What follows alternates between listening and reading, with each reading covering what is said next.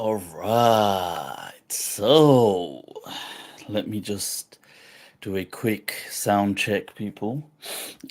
Make sure sound is all good. I'll just get an okay from you guys first and foremost. I'll just push this slightly back at the same time.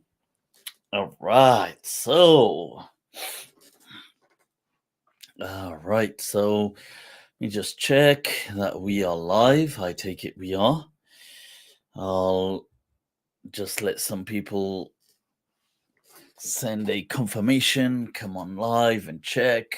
All right, people. I take it you guys can hear me first and foremost. All right. Mariam, Sasha, ahlan wa sahlan. I really didn't expect you guys to be awake at this time. Clear, ahlan wa sahlan. I take it you guys can all hear me. All right, you can. Inna alhamdulillahi wa kafah. والصلاة والسلام على رسوله المصطفى وعلى عباده الذين ارتضى ومن بهداهم اهتدى وبآثار أهل المدينة اقتفى وبعد فسلام الله على القوم. People, marhaban. All right, so what is going on? Allah.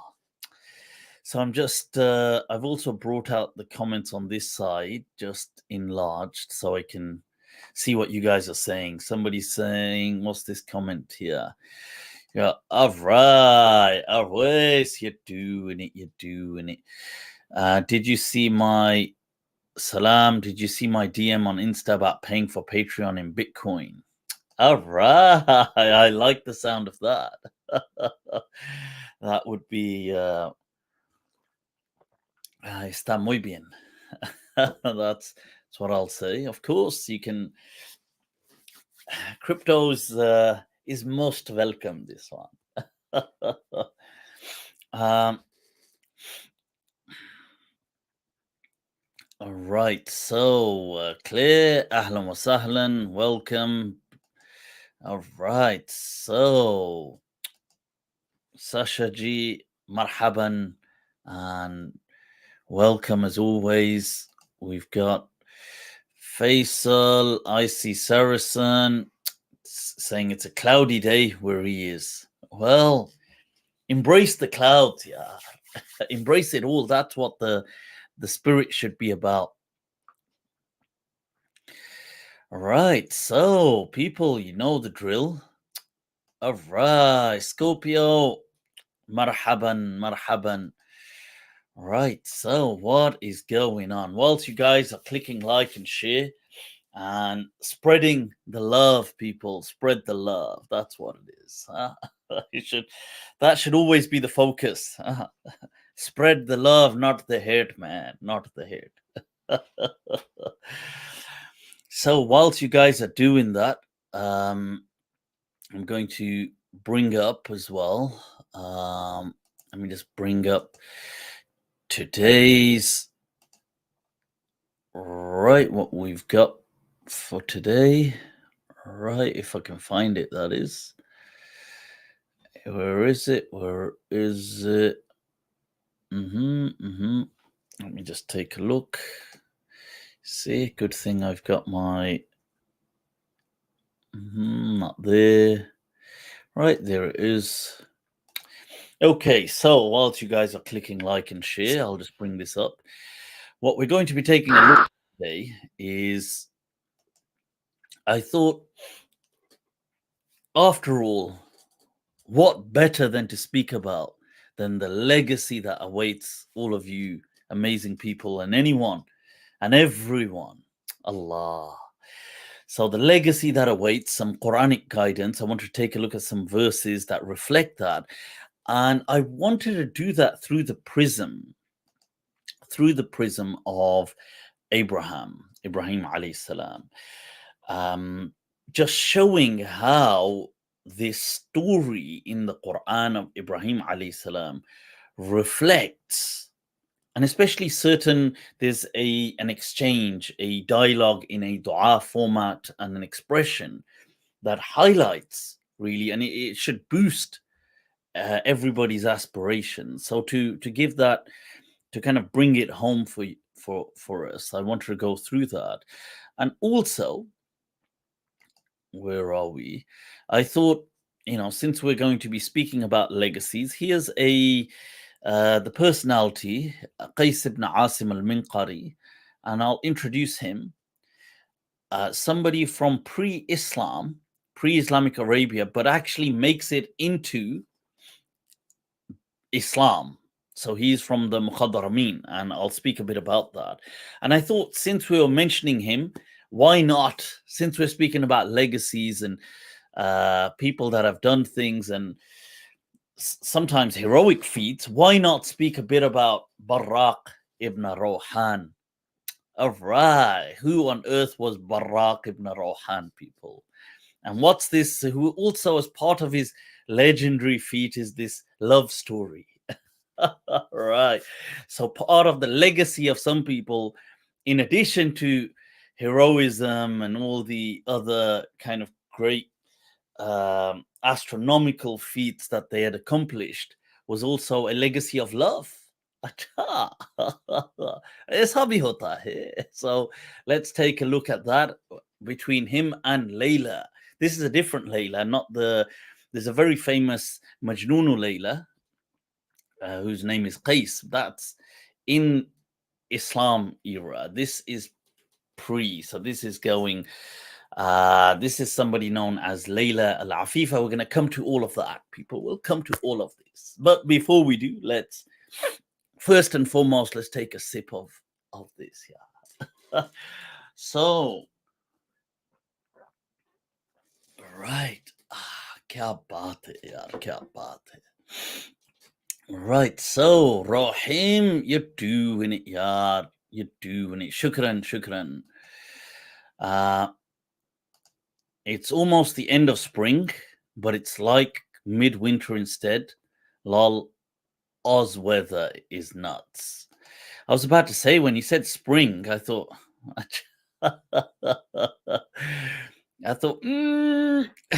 oh, is somebody taking an excess amount of the sacred medicine? So, but of course, Australia, it's flipped. It's inverse for the rest of us. Look at how amazing, seriously, the world is, huh? How we all know it. Spring, summer, autumn, winter, and where it falls in the year. And then you've got places on the other side. You flip the globe and it's completely inversed. Wow. So what is going on? Max, salams, hope you're well. Much love and prayers, Mufti. Shukran, likewise. Somebody said they've got, what's going on? There's somebody had said about, I've missed it, about COVID. So may Allah grant you shifa. Ameen. I missed the comment. I just saw it, but then it just flashed right up. So yassar Allah. Yassar Allah. Right. So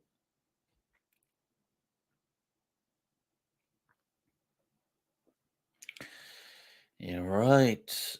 Ceiling. I don't know what kind of words people are saying, but anyway, right. Let's take a look. Nora, happy Thanksgiving to all the Americans here. All right, so Thanksgiving it is. Shukran, Nora, and ahlan wa sahlan. I don't know who we're speaking about here. Some preachers are we speaking about? Salam from Jamaica. All right, Bilal. Wa alaikum assalam. Marhaban. Welcome. Bienvenidos. All right, so cool. Let's take a look, people. Now, let me just put this, and whilst other people you tune in, and you're obviously liking and sharing, part of the legacy, people, Allah, Allah, Allah. legendary quote from Mir Taqi Mir Sahib, but I tell you what, we'll come to that in a moment. Let's first of all see Maulana Ar-Rum, Allah, the Maulana of Rome, Ar-Rumi. So just look at that. There is a candle in your heart ready to be kindled. There is a void in your soul ready to be filled. You feel it, don't you? Allah. Always try to take a moment, if you can, ideally each day, even if these things are just literally 30 seconds, 60 seconds. It's not the quantity, it's the quality. Just take a moment to reflect, where you try to still that noise, even if it's for a few moments. Just take those deep breaths, exhale, still the thoughts, calm the mind, and allow for intuition to open up. Allah, you see. So, and that's an amazing, just a beautiful reminder by Jalaluddin al-Rumi. Mir Taqi Mir Sahibs. I thought, you know what? Since I was going to speak about legacy, why not get a poem of his that really reflects this? Allah. Those of you that don't know Mir Taqi Mir Sahib. So first of all, the one I put up there, that's in Urdu. That Kahen kya jo pooche koi humse Mir, jahan mein tum aaye the, kya kar chale. What is it that we should say, Mir, if we are asked? That you came into this world. What is it that you left behind? Allah. And he means by what is it that you left behind here, not as in a sarcastic way to say, well, why are you doing something? In fact, it's the opposite. He means here that what legacy have you left behind? And it's one of, Mir Taqi Mir Sahib. Those that do not know Mir Taqi Mir. Allah, I mean, is your existence even worthwhile? This is an existential question. Mir Taqi Mir is the dawn of soulful poetry from classic India. He is one of the founding fathers, if you like, or the key contributors to the Urdu language. He's been termed, in fact, his title is Khuda-e Sukhan, which means the God of Urdu, of speech and expression in Urdu. And you think, well, wow, why would they give such a name? And it's interesting because some cultures, they used words in certain ways where they could distinguish. And it's interesting that I suppose today the same culture would probably be much more sensitive. The same Indo-Pak kind of culture today wouldn't be as maybe broad-hearted towards certain words like this. But Mir Taqi Mir Sahib is from, I believe he was born in 1723 or something like that, and he lives right through to 1810. He passes away in 1810. And this is the era in which, when he's passing away, Urdu is actually becoming formulated as a language, as something official. I believe it's around in that last decade when he passes away, it's the first time an Urdu translation of the Quran has been put together. And Urdu has then been deemed the official language of the royal courts. So, and it's shaped, its kind of founding fathers are people like Mir Taqi Mir, legend. And these people were no short of scholars in an Islamic sense. Like, they would have had all the Islamic learning and much more than your average Islamic scholar today. So the ones today that you have, the kind of normal Islamic scholars that go through a seminary, a madrasa, that's exactly what these people would have been through. They would have studied Arabic, studied Urdu, obviously Farsi, studied history, studied fiqh, studied the Quran, studied tafsir, studied all these kind of things, and possibly because of their classical nature, much more. And his father was a Maulana as well. Mir Taqi Mir Sahib. His father was a Maulana, and he has this, and he was somebody that was a key proponent of the message of love, especially Sufi love. And his father was, and hence Mir kind of follows along that way. He's like a Sufic kind of poet. Very courageous still in his ways, and just deemed the greatest Urdu poet that ever lived. Allah, seriously, that is something though. That is, you have to recognize that. I mean, people like everybody has to salute Mir Taqi Mir, and his poems have I find in them a kind of like a feminine soul.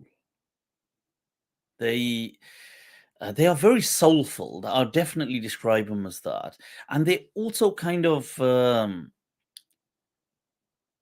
they're sensual in a way, and they have a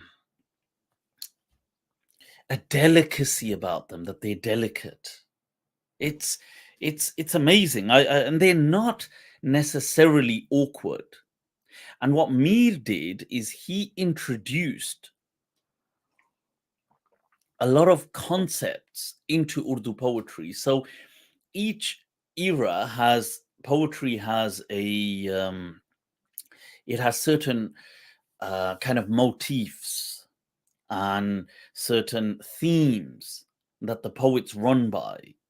So, for example, the ancient Arabs had this theme of the atlal, the ruins, that you always begin by, you have passed. So this was this is the scene. In ancient Arabic poetry, this is how a poem begins.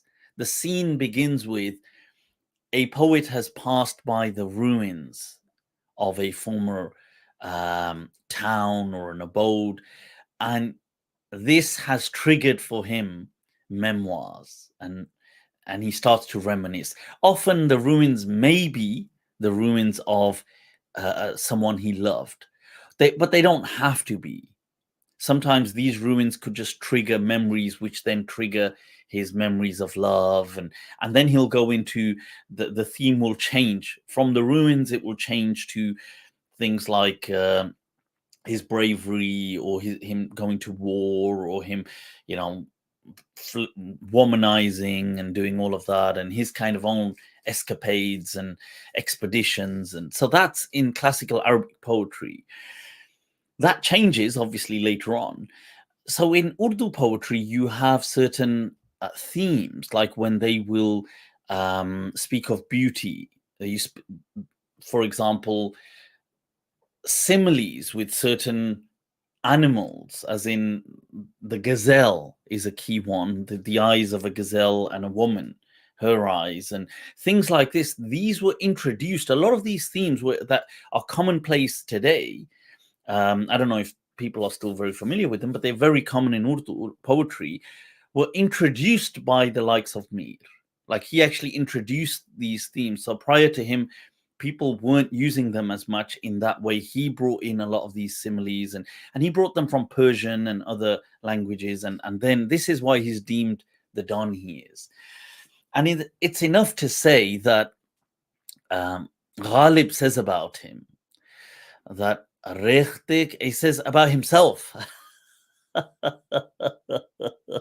Ghalib is one of the. See, Ghalib's poetry I would define it as more kind of masculine, and I would define it as, even though he speaks about women but a lot about alcohol and a lot about just life and melancholy, and he speaks about many wonderful things as well. But but on purpose, he makes it difficult.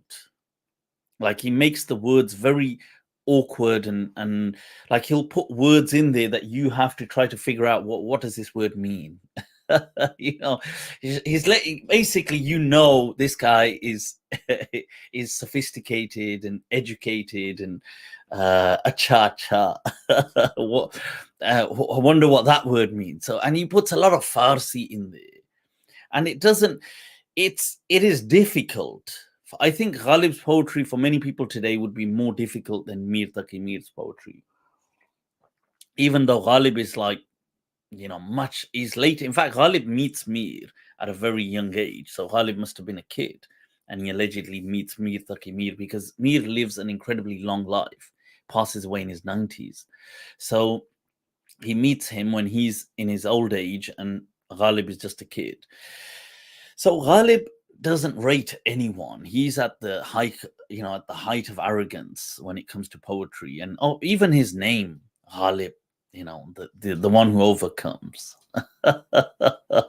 and it's actually taken from Asadullah al-Ghalib, that the lion of God that overcomes. Look at that, huh?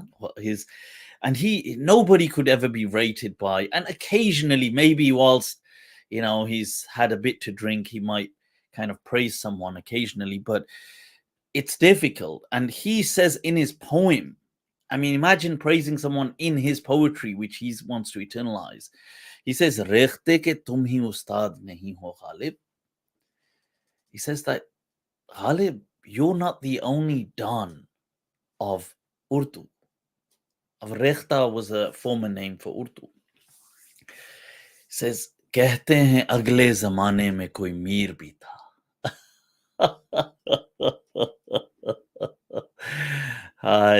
Wow. He says that it has been said. Now look how he's saying it. Even to be fair, look, it's big of him to acknowledge it, but even when he does, it's with a bit of arrogance. It's with a hint of arrogance. He says, you know, it's been said that in the previous generations, there was someone called Mir as well.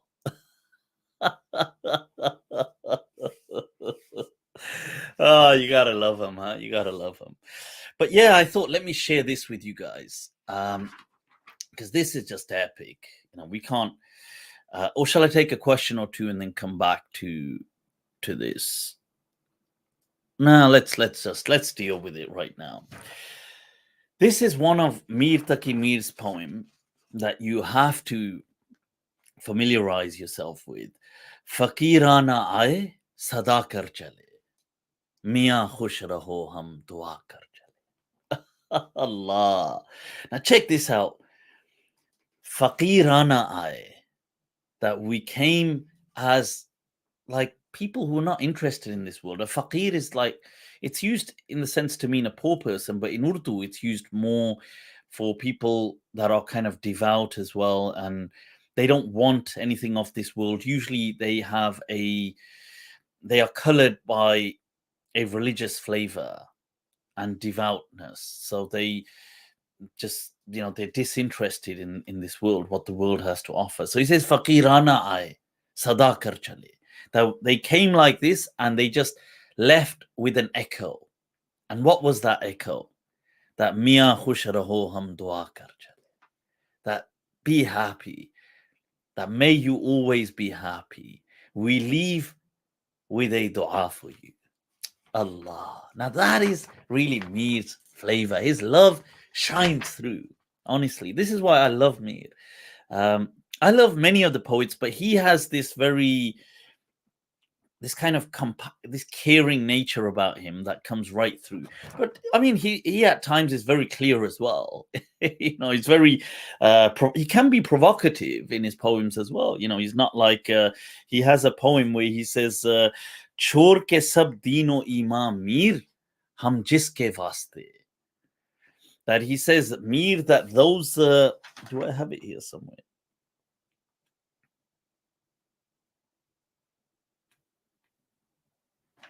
He says that Mir, those for who, or that person for whom we left our deen and iman. We left our faith and everything. That छोड़ के सब दीन o ईमान मीर जिसके वास्ते हम हुए काफिर तो वो काफिर मुसलमान हो गया. He says, that person over whom we became a kafir, that kafir ended up becoming a Muslim. I mean, yeah, teasing this one. He does a the provocative thing. But coming back to this poem, जो तुझ बिन जीने को कहते थे हम, सो इस अहद को अब वफा कर चले. हाय हाय हाय हाय हाय हाय हाय. He says that we had pledged that we will live on after you. He says, so we finally fulfilled our vow, that we kind of saw to it. बहुत आरज़ू थी गली की तेरी, सो यहाँ से लहू में नहा कर चले. Allah. He says that, we had so much of a desire to come through by your alleyway, to come past your home. And considering, look, you got to understand the context. That's a very dangerous thing to do, because it's exposing the love and it's putting yourself in danger. Because if people think that, you've got something going on and now you are passing by that street, and you could be in a lot of trouble. And that's what he's embracing. He's saying, "Bahut arzu thi gali ki teri," that we had such a desire, so we came. And he's saying that we came, and what happened? Obviously, a disaster. He's saying, so yahan se lahu mein naha kar chale, that we leave here bathed in blood. And दिखाई दिए यूं के बेखुद किया. Allah. दिखाई दिए यूं के बेखुद किया, हमें आपसे भी जुदा कर चले. This line of Mir Taqi Mir, it is kind of soul rapturing. That dikhai diye yun ke bekhud kiya. Now you have to understand what he's saying, and he's saying things. He's using language that can mean a multiplicity of things. That you appeared to me in such a way that you made me lose myself. दिखाई दिए यूं के बेखुद किया, हमें आप से भी जुदा कर चले. Now this, you see, even the second line, and then I'll come back to another layer of understanding with this, that you see, you made me lose myself. दिखाई दिए यूं के बेखुद किया, हमें आप से भी. Now, आप in Urdu can mean you, but it can also mean the self. You see, हमें आप से भी जुदा कर चले. Now, one understanding is that you appeared like at a superficial level, or let's say that not superficial, but the simplest of understandings is that, I saw you and I lost my senses. And then you separated from me. And, so one, you made me lose my sense, and then you gave me this separation. He's lamenting. The other is, and a slightly more developed, is hame aap se bhi juda kar chale, that you ripped myself from me and separated it from me. You understand? And then you give this a greater level of complexity, that this is about the divine.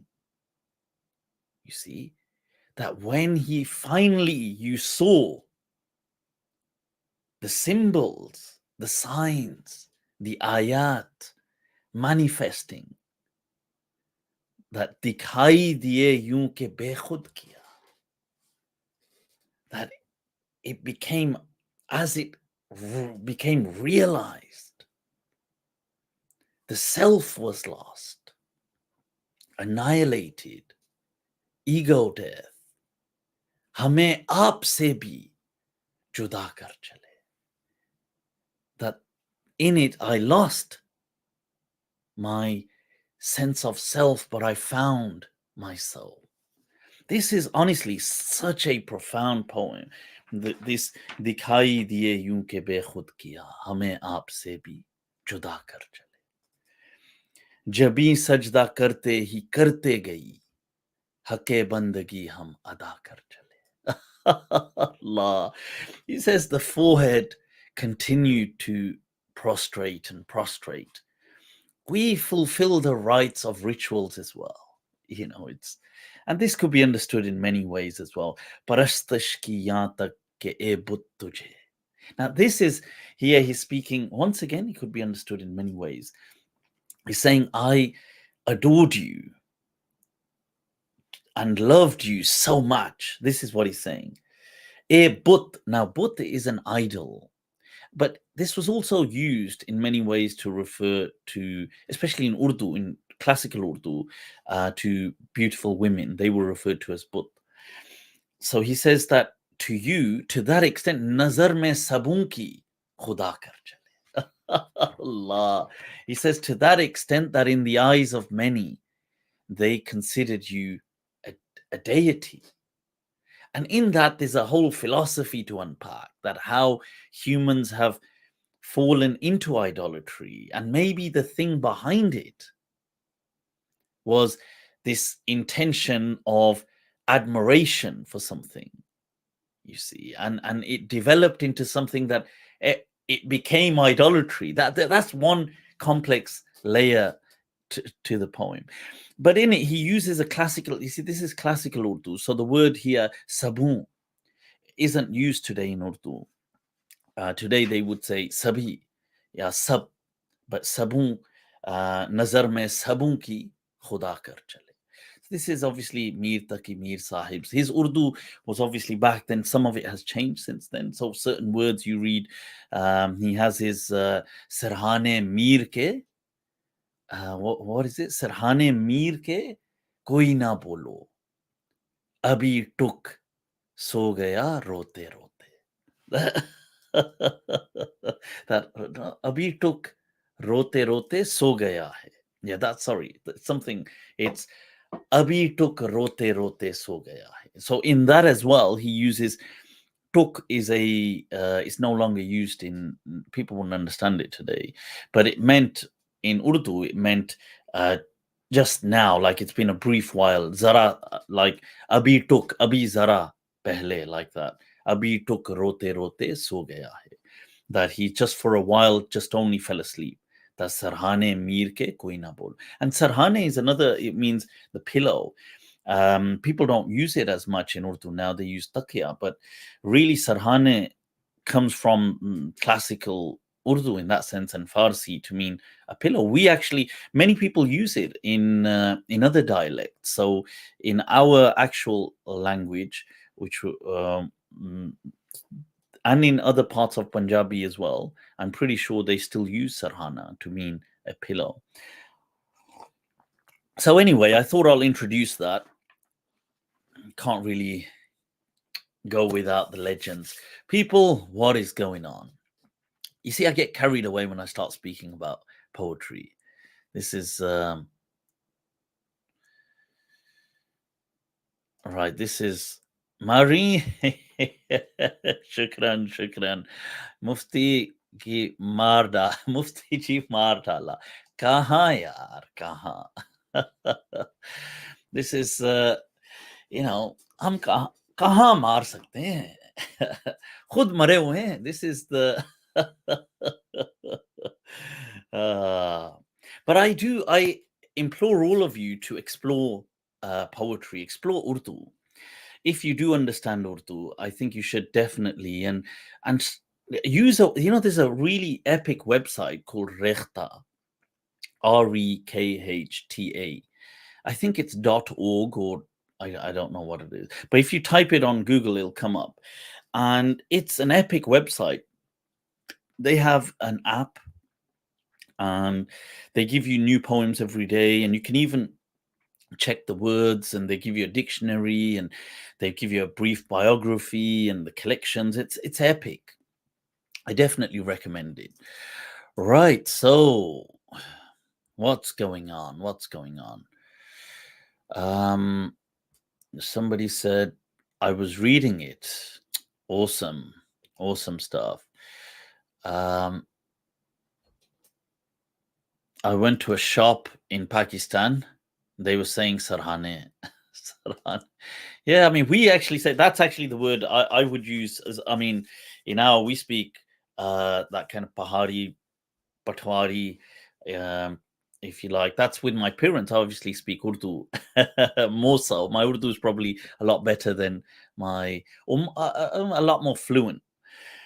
But that word, sarhane, is, I like the word. It's a very natural kind of word. So what's going on, people? Did you miss my super chat? Let's go to the super chat and catch up. I see Saracen, you're doing it, yard. Much love for the super chat. Mufti, how did the indigenous Muslims of Pakistan react to the Muslim refugee coming in from the turmoil of 1947? Did they get along? Did they clash like Jewish refugees and Palestinians? Right. Okay, that's an interesting question. Right.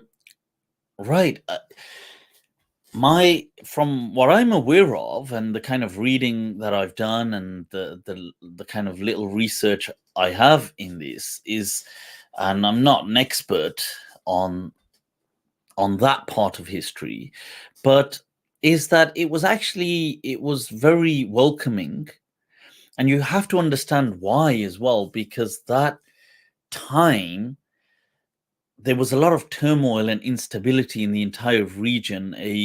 An era of colonialism was coming to an end, and people for once were seeing the dawn following, centuries of darkness.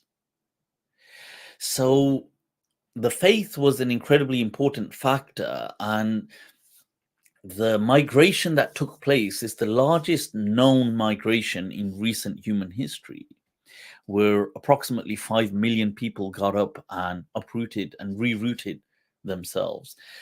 And it was a devastating one, unfortunately, due to the clash that happened. It was an incredibly bloody and brutal clash between people that were trying to migrate into what had now become India and people trying to migrate into what had now become Pakistan. So yeah, and that's a different topic in itself. Should the partition have ever happened? And I understand that there's arguments for both sides. There's arguments for both sides. I get that, but in many ways, I do kind of feel that, yeah, I wish it hadn't happened, because it resulted in what we have now, and yeah, it's just a problem that's not going to really go away. So, but that said, I can understand the arguments for why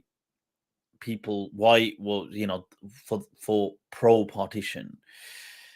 And when it happened, people were very welcoming that were indigenously living in those parts. So let's say people that came over, they called them muhajirs, which is from the Arabic thing, muhajir, from the muhajirin of in the time of the Prophet sallallahu alaihi wasallam. So, and in fact, those people that have settled from that era or from that time are still called muhajir. So you have a community within Pakistan, especially around Karachi and those places that are muhajir, that were originally from India, maybe Bihar and other places that had come down to what was now Pakistan. But yeah, it was very pleasant. People actually gave them places to live. They welcomed them into their homes. And you have to remember, it was a time not of prosperity. So people didn't have much anyway. And the irony, and this is actually, there's this, this is where you see beauty in ruins. And this is where you see hope amidst despair. That people in circumstances of scarcity are often more giving. You see, it's ironic, isn't it? Because it's counterintuitive. Because you would think, surely if you had more, you're more likely to give. Oh, but this one, the ego.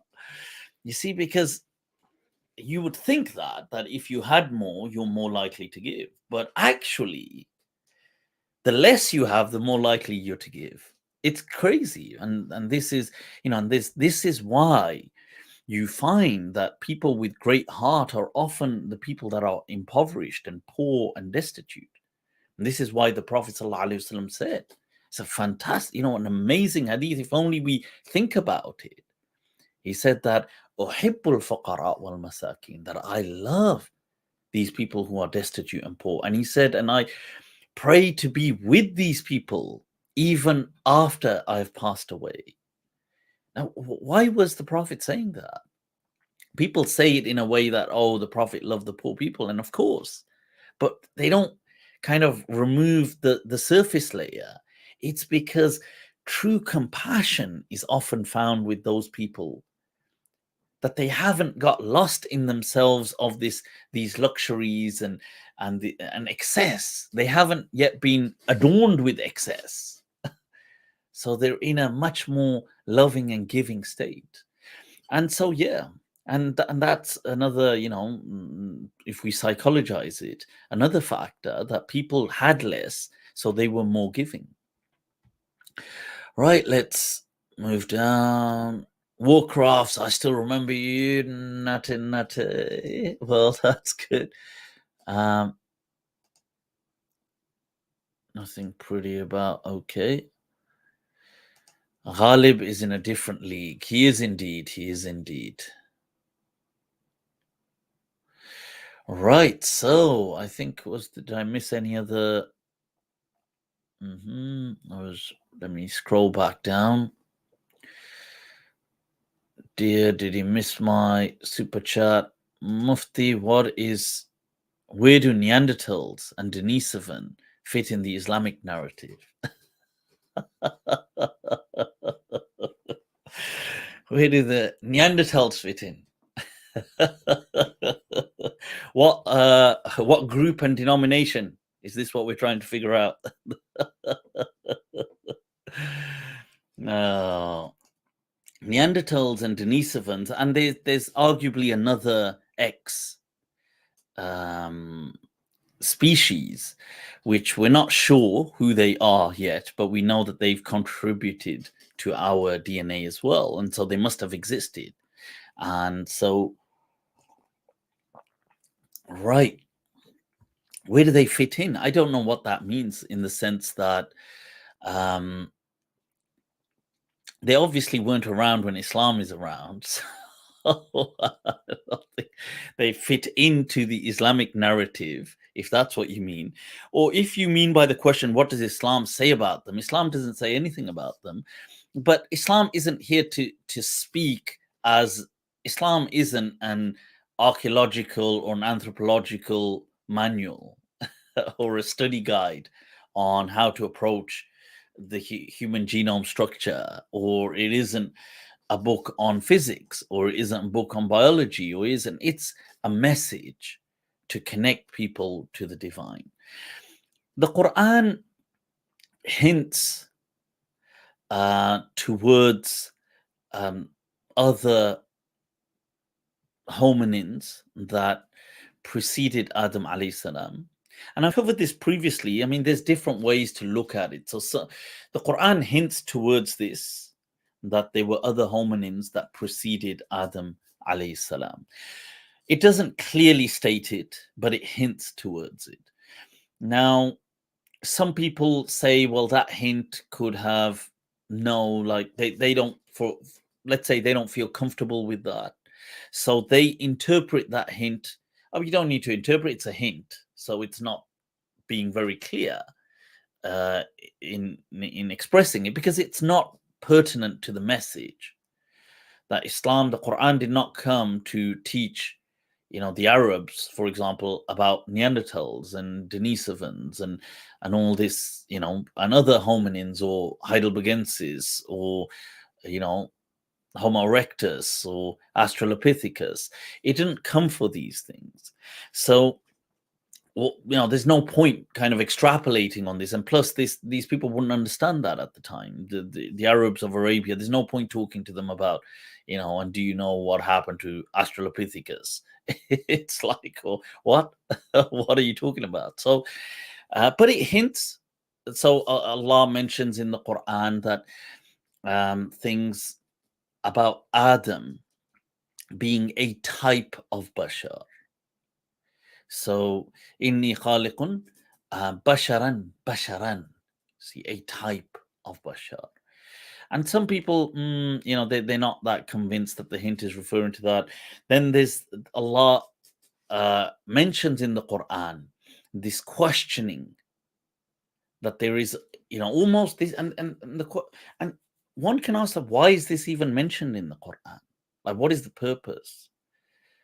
That Allah mentions the angels ask this question, that are you creating an insan who will, yufsidu fil ardi wa yasfiku dima, who will just spread corruption, and just all he will do is just do bloodshed.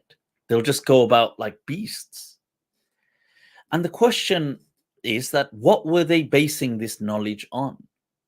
Because otherwise it doesn't make, because if there's just a new prototype of something that doesn't look like anything, like it's just new, like if I get a cube here, or I get something and I say, so you're not going to say, well, oh my God, have you done that? So there's great mischief and there's great trouble. Like you'll probably ask, what is it? So for them to question as their first question that, this is just something that will once again spread bloodshed on the earth.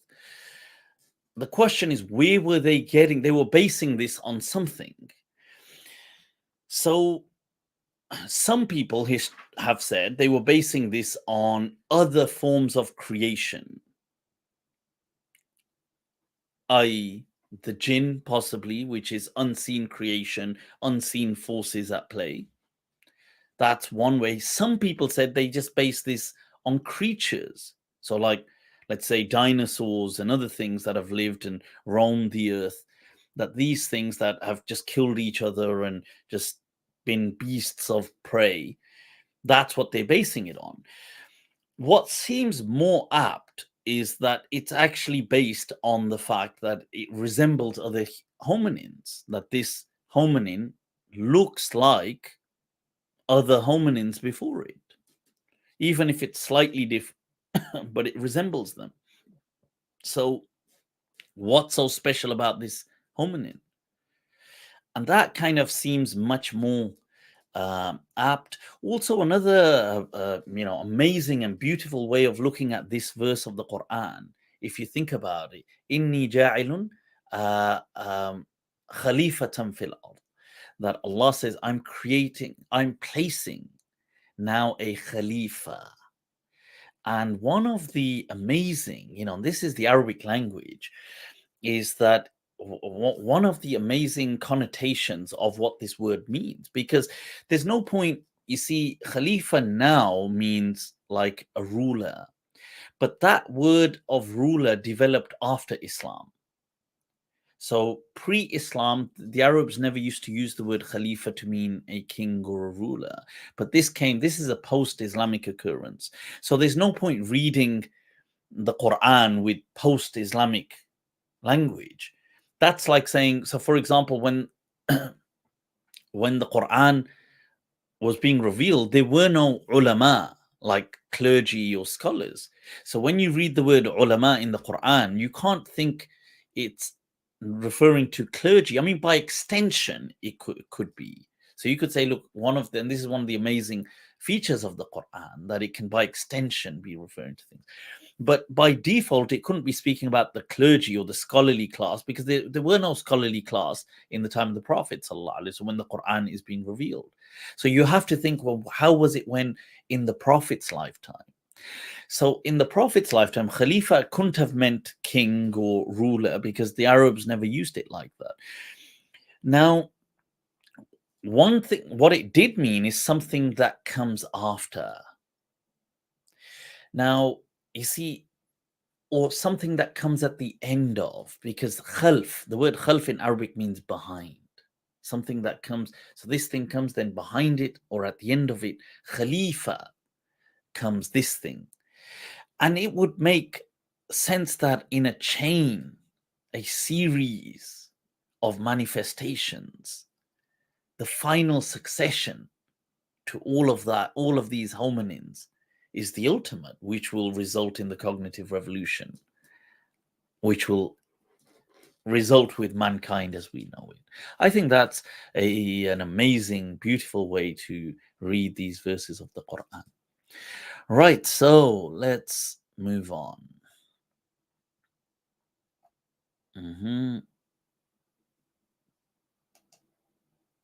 Jacked humans with massive bones. Neanderthals weren't stupid, by the way. They were, I know we use that term to say you Neanderthal, but Neanderthals were, you know, they were more intelligent than we think. Obviously, they weren't more intelligent than us today as humans, but they were more intelligent than humans think they were. So humans think of them like chimpanzees or gorillas. They weren't like that. They were much more intelligent than that. So they were probably as intelligent as maybe like an 8-9-year-old child, which is pretty intelligent. So, you know, that's quite sophisticated. So don't think that, whereas chimpanzees may be about as intelligent as maybe like a 3-year-old child. So it's not, you know, there's quite a substantial difference. Obviously, a 8-year-old child, 9-year-old child with a sophisticated, mature man or woman, let's say, who 40-year-old, with the kind of sophistication of the brain that we have, is incredibly complex. I mean, we can think in immense abstraction that a child just can't comprehend, even, you know, concepts yet. So, but they're not stupid either. You know, an 8-9-year-old isn't dumb by any measure. Right. So, the prehistoric timeline is fascinating. Neanderthals loved making love with humans, but the resulting offspring wiped them out. You know, that seems to be, I don't buy the we absorbed them. I don't buy that. They did obviously interbreed. I don't think they excessively interbred.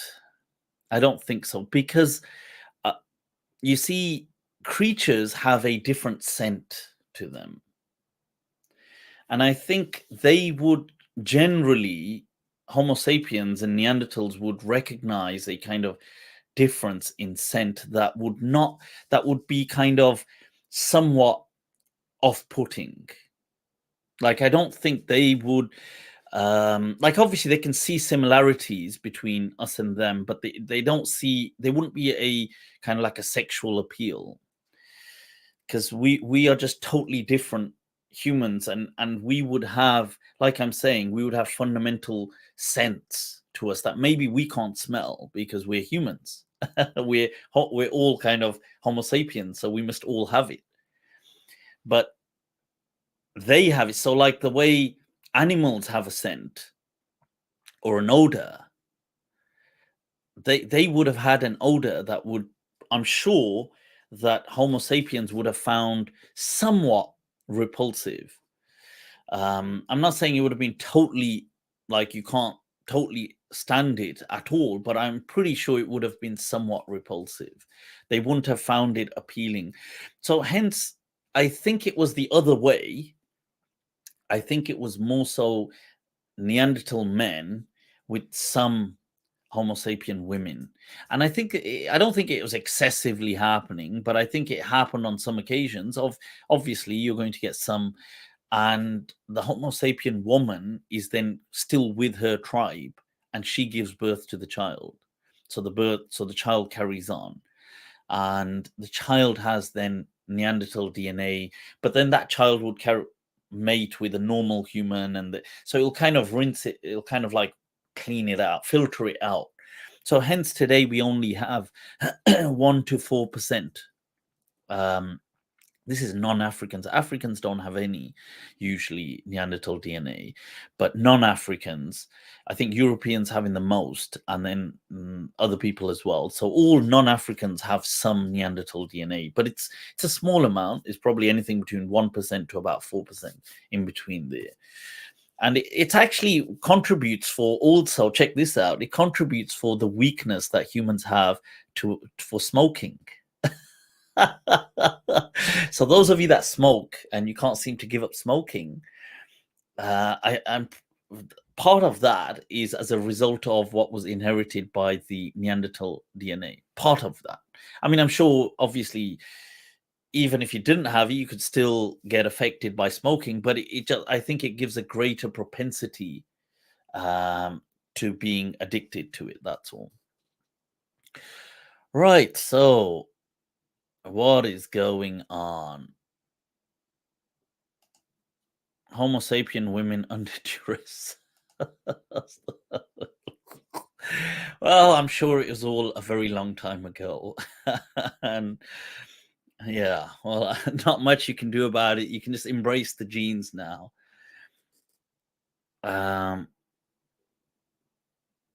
Mufti going all Dr. Omar. Okay, I don't know, I never heard. Africans don't have Neanderthal DNA. This is not Dr. Omar. This is anthropology. Okay, and so that's generally how it is. It doesn't mean that no person who you may deem today to be African will have that, because it could be that who you come across today and is African, somewhere in their ancestry had someone that wasn't African. So it could be that, because people have migrated all the time, so you don't know. Like when I did my ancestry DNA, 13% came through as Gaelic, which is like Irish, Welsh, and Scottish. Like 13% of it. You think, what the hell is 13% of it doing all the way in over there? But it's like that. So you're going to see that because people move around, so you may have somewhere an ancestor that has contributed a certain DNA. So just because you doesn't mean today, but in essence, people who have only had African ancestry, they won't have any Neanderthal DNA. That's the science behind it. It's not just a statement, because Neanderthals were not in Africa. So how the hell are they going to get? So where are the genes going to come from? So yeah, right. Let's see. Mufti, is racism part of our DNA? Some biologists say it is a self-defense mechanism for early Homo sapiens. First of all, shukran for the super chat. Shukran, may Allah bless you. Now, no, racism is not part of our DNA. That would be ridiculous. But what I mean, if I was to reframe the question in the sense that are humans tribal by our kind of by simply it's a tricky one. How would it bring it down to genes? But let's say by our evolutionary makeup, are we tribal? And that we are. And it's not just not just humans. Many species are tribal in that sense. So looking just at primates, they live in tribes. They don't just live on their own. And humans are social by nature, so we need other humans. Now, okay, social is a different element, but coming back to the tribal thing, so we see a sense of safety in ourselves, and we become frightened by something that is different. So this self-defense mechanism of seeing something that is different and becoming cautious of it, may be something as part of the evolutionary development that humans have, but in a world where exposure has long generations, civilizations ago taken place, then that doesn't really make sense in that way. So it doesn't make sense in that way because, yes, if you were, if a person lived in, I don't know, let's say 10,000 years ago or 15,000 years ago, they lived in what was a remote island, or they lived somewhere like people that lived in Australia, the Aborigines, they were there for since like 50,000 years ago. So they had interaction with no other humans, like for thousands and thousands, for like, for whatever, for the better part of that 50,000 years. They knew no one else except people that only looked like them, and nobody could have ever encountered them because of the oceans. So when they did come across someone, I'm sure they freaked the hell out because it was like, what on earth is that? How can a person look different? Because I'm sure they only knew people with their kind of features and pigmentation. And so, but I think most humans, for, since civilization and before that, have been moving about. So most Homo sapiens did kind of migrate, and so they would have come across other people from, from time immemorial, and they would have had exposure to them. So they would understand that there are other people that are different, and they look different, and they speak a different tongue. We don't understand them, and they would have had exposure to all of this. So yeah, so whether it's a part of I don't think race works in that way. So I think it's wrong to say it's racism.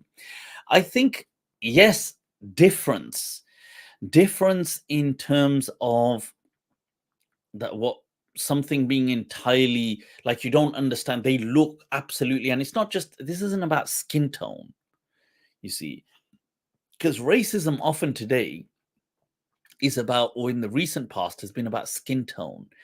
But if people were of a complete different, let's say they absolute different kind of makeup to them, and then the kind of culture in the sense of how they were and how they behaved and how they was totally alien to another people, then as part of the evolutionary anthropological process, I'm sure when humans first made contact, they would freak out. I'm sure they would become very cautious.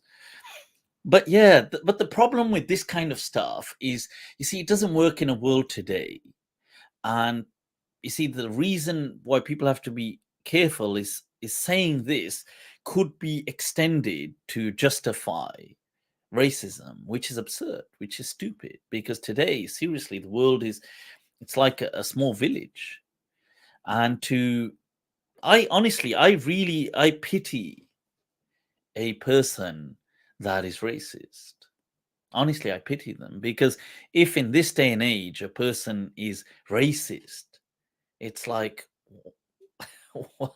what? Wow, like this person, they've missed like an entire. There's like at least 100 years have gone by and they haven't noticed. So yeah, may Allah, people that are like that, and unfortunately there are people like that. May Allah open their hearts, Ameen, with compassion, with, because something. In fact, let me, speaking of studies, it is true that babies can be bigoted. Okay, despite looking super cute, babies, if left to their own devices, can be incredibly greedy, incredibly self-centered, and very kind of bigoted.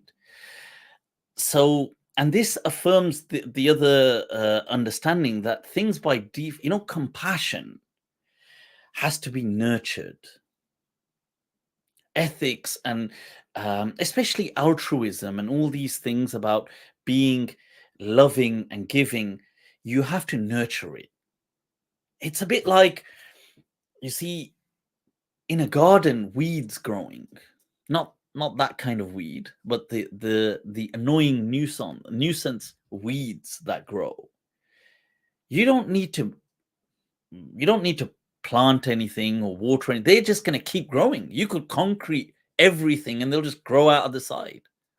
But if you're trying to make a rose garden, or you're trying to grow some flowers, and that's going to take nurturing. You have to water it, you have to take care of it, you have to invest, and then it turns into something mesmerizingly beautiful. But that's the same as well with human beings, I think. So babies have been, in a lot of studies in psychology, they have shown they're very self-centered, and they can be very bigoted, but it's nurtured into them compassion, and so people have, for some reason, remained as bigots, and they grow up like that. Then we pray for them, may Allah open their hearts, because it truly is a misery to be alive in such a state. Right. What do you think about the opinions of Javed Ahmed Ghamidi Sahab? I think they're yeah, sure. I mean, that's obviously such a broad statement, but he is an amazing individual. I can say that. Obviously, I mean, what do you think of the opinions? I don't know what that means. His opinions, I'm sure, are amazing as well. He's definitely an enlightened figure of our lifetime. So may Allah bless him. Ameen. All right. So yeah, taught behavior. Yep, absolutely. Right. Blame the parents. Weeds are flowers growing in the wrong place. Well, they're the unwanted flowers, if you like. Somebody said, "Are my comments getting through?" Well, that one did. That's all I can say. Yeah. So, people, what is? Oh, there was a super chat. I think I missed a super chat. Salam Mufti, I submitted a super chat of this question. Can you explain Surah An-Nur verse 3? Isn't that the verse about Hadith which orders Sunnis to kill lizards? Okay, I'll come to... Who's that? Nu'man. I'll come to that. Okay, so Surah Nur verse 3. Isn't that just the verse speaking about Allah's glory? And is that... I'll have to bring it up, but... Right, let's see. Acha, I've just been lazy in phone's playing up. Well, I'm sorry, I apologize. I'll look into it and I'll get back to that on another day. Okay, so what was there another question about lizards? I've got a hadith on that, a hadith analysis. It's a few years old, but no, that isn't a sahih hadith, and it is it's problematic from its chain perspective. It doesn't really, it's kind of crept in, as many things do sometimes creep in, I think, and that's a testimony to the amazing nature of something. That, you see, what people don't, you see, this is something we have to appreciate, is that imperfection is a beauty in and of itself, because it's a testament to the near perfect attempt or manifestation of something. Because true perfection doesn't exist in this world.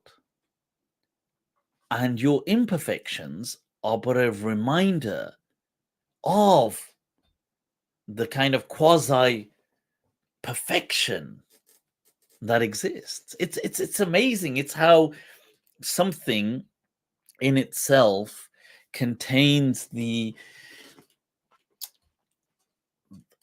potential to express its its opposite. And in Jungian psychology, it's called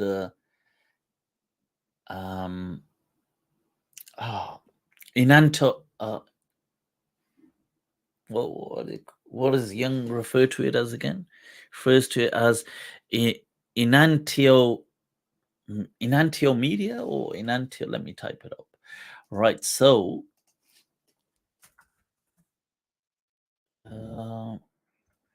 Enantiodromia, that's it. Enantiodromia. That's what Carl Jung refers to it as. And it's actually a very powerful principle. And it's in Islam as well. And it's that how things contain the potential to express and manifest the opposite. And it's beautifully expressed in a hadith that the Prophet ﷺ said that that أبغض بغيضك بغضا ما عسى أن يكون حبيبك يوما ما. Allah, that is such an amazing hadith. He said that hold back with your hate towards somebody you hate. Allah, look how that's amazingly expressed. He said أبغض بغيضك, that هونا ما, like hold back a bit, go easy with your hate towards somebody you hate. عسى أن يكون يومك حبيبا ما. عسى أن يكون حبيبك يوما ما. Perhaps he will become or she will become a friend someday. And then what will you do? It's like that your hate in it may contain a love that just hasn't manifested at this time. And these are opposites. So you have hate and love, and success and failure is the same thing. And it ties in very powerfully with today's lesson as well about leaving a legacy, enantiodromia, that we have within us. So sometimes you see that, like you see diamonds rising from, and gold from what? From dust. You see how things rise from their opposites. You see people that the tale of Buddha, somebody from luxury and opulence and complete sheltered perspective.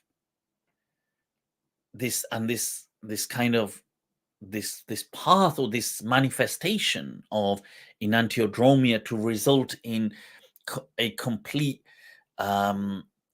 renunciation of anything worldly and an embracing of suffering. You see, in such a 180 in it. And you see that in other things as well. People that are taken, that are nothing but indulged in, and it can be for better or for worse, but how there is always this capacity, this yin-yang effect that exists. We spoke of that pre-Islamic tribe, Bani Taghlib, and their famous, one of the most famous warriors of ancient Arabia, Zir Salim, known as Muhalhil. And Zir Salim, and we've done that already previously, and the whole Harb al-Basus, which lasts for 40 years. But prior to that, in his heyday, even though he's incredibly talented and skilled as at fighting, but had zero interest in fighting, was just so indulgent and immersed in the company of women always, to the where the term Zir Nisa comes from, his name, Zir Salim. So this person turns from that, from this Casanova, this kind of person, this forever Romeo, he turns into this vicious, bloodthirsty, relentless warrior who refuses to ever reconcile And this is the manifestation of that enantiodromia that is taking place.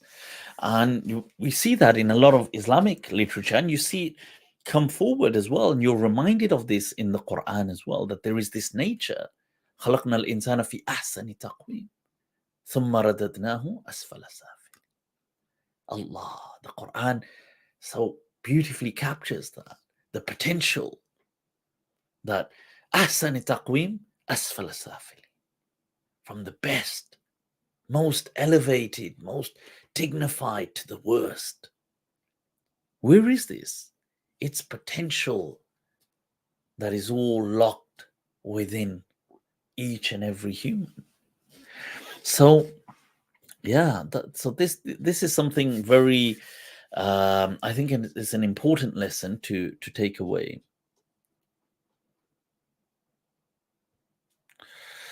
Right. So, what is going on? Love-hate relationships, absolutely. That is a manifestation of that. But it's a good term. Remember it, enantiodromia. So, all right, now, right, what is going on? Okay, now let's bring this back up and let's take a look at, inshallah, some of the Quranic guidance today that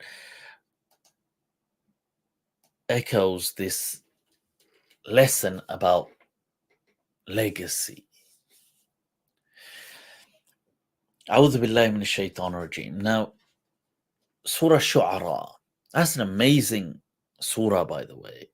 And that's something we can speak about another day in much more detail. But we're going to take a look at many of these verses from Surah Shu'ara today. But the whole thing, and obviously based on the poets, Allah, and sha'ir comes from shu'ur, an awareness. Allah. It doesn't come. See, people don't understand that, they don't understand the nuances of these words. They use the words that it carries today. So, but that gives a very shallow understanding of what the words mean when they're used in the Quran, because they didn't use them the way we use them today. I mean, there's an overlap, but they used them with much more nuance to them. So sha'ir wasn't how we call a poet today. So a poet today is just somebody who says poetry. I mean, that's not how poetry emerged in Arabia in late antiquity. It emerged from this kind of this kind of otherworldly experience that somebody experiences, in a sense of almost transcendental awareness that results in this trance-like state followed by expression that is magical in its appearance, because it captivates and it rhymes and it comes with certain rhythms and meters that it's like, whoa, what is this person saying? Almost as though they are casting a spell. I mean, think the oracles of Delphi, and think that kind of, that oracular kind of culture that existed. Right. So Surah Shu'ara, looking at this verse 84, that وَجْعَلْ لِي لِسَانَ صِدْقٍ فِي الْآخِرِينَ. Allah. You see, people, when you've got to live anyway, why not live a life that will leave a legacy? You see, live a life that will leave a legacy. These verses are to do with Ibrahim alayhi salam, and him making a dua that, oh Allah, waj'al li lisana sidqin fil akhirin, that give me a good mention, that those who come after me, that they can speak well and praise my legacy. And this goes to show that there's nothing wrong in wanting a legacy. Sometimes some people think, oh my God, is that the ego? No, it is actualizing your human potential. It is truly manifesting yourself. You see, Allah has brought you, you're not just a statistic. You're a person. You're a human. You're an individual. Leave your story behind. Let it outlive you in the hearts and minds of others. That وَجْعَلْ لِي لِسَانَ صِدْقٍ فِي الْآخِرِينَ. And it's amazing the word that place my mention on the tongues of people who come after me. But which tongues? The tongues that speak true. You see. And that also means they can't blag it. So you have to have left it. So the legacy has to be true as well. It can't just be fake. So, and here, you see, I wanted to just taking a slight break from Surah Shu'ara. You look here, Surah Nahl. Allah refers to Ibrahim alayhi salam because these words are on the tongue of Ibrahim, and we're going to come back to the rest of that dua and what precedes it as well. That inna Ibrahim kana ummatan qa'iman lillahi hanifan wa lam yakun min al-mushrikeen. That Abraham was an ummah. He was a civilization. He was a nation in and of himself. And you think, what? How was he a nation? He was just one person. You see, so how is Ibrahim alayhi salam an ummah? And people have given, there's many ways of looking at this. But you see, one way to understand this is because of that potential that he had in him. It was the potential of civilizations. And it's true, it followed after him. Did it not? See, Judaism, Christianity, its empires, whether it was Byzantines or whoever, taking over Rome, came on to become Christian Rome. Still, whether you could say rightly or wrongfully, but tracing their legacy to Ibrahim alayhi salam. And then Islam, Allahu Akbar. Setting humanity on a trajectory of global unification. These faiths put together, the Abrahamic faiths have done that. For the most part, they have set mankind on a trajectory of human unification. And it begins with this one man, Ibrahim alayhi salam, who left a legacy. It is, it's so profound when you think about it. And why is Allah mentioning this in the Quran? He's mentioning it for you. You thinking that, what am I? What can I do? I haven't got, I haven't got an audience. I haven't got followers. Oh, I haven't got enough likes on my Instagram. I haven't got enough, I haven't got enough of a bank balance in my account. I haven't got a family. I haven't got friends. I haven't got resources. I haven't got money. I haven't got properties. I haven't got people. Whatever that you're lacking, that you think you're lacking in life. And then Allah presents this story of Ibrahim alayhi salam, rejected by his family, by his people. Age. He becomes aged, doesn't have the same vigor and strength of his youthful days. The struggle to have children. The whole story that he doesn't have a child until very late in life. Wandering without resources. Deserted in a valley. Which, And and Allah says, just call upon people. Adhim finnas. And Ibrahim alayhi salam was like, nobody's here. I don't have the resources. Nobody's interested in me. But the message was, this is just chapter 1 yet. Allah. In chapter 25, you have no idea what's going to happen. You see how the whole thing plays out. This, Allah is saying, Inna Ibrahim kana ummah. But perhaps so are you. Now you may say, well, I don't believe so. Then maybe you're not. You see, because if you believe you can or you believe you can't, either way, you are right.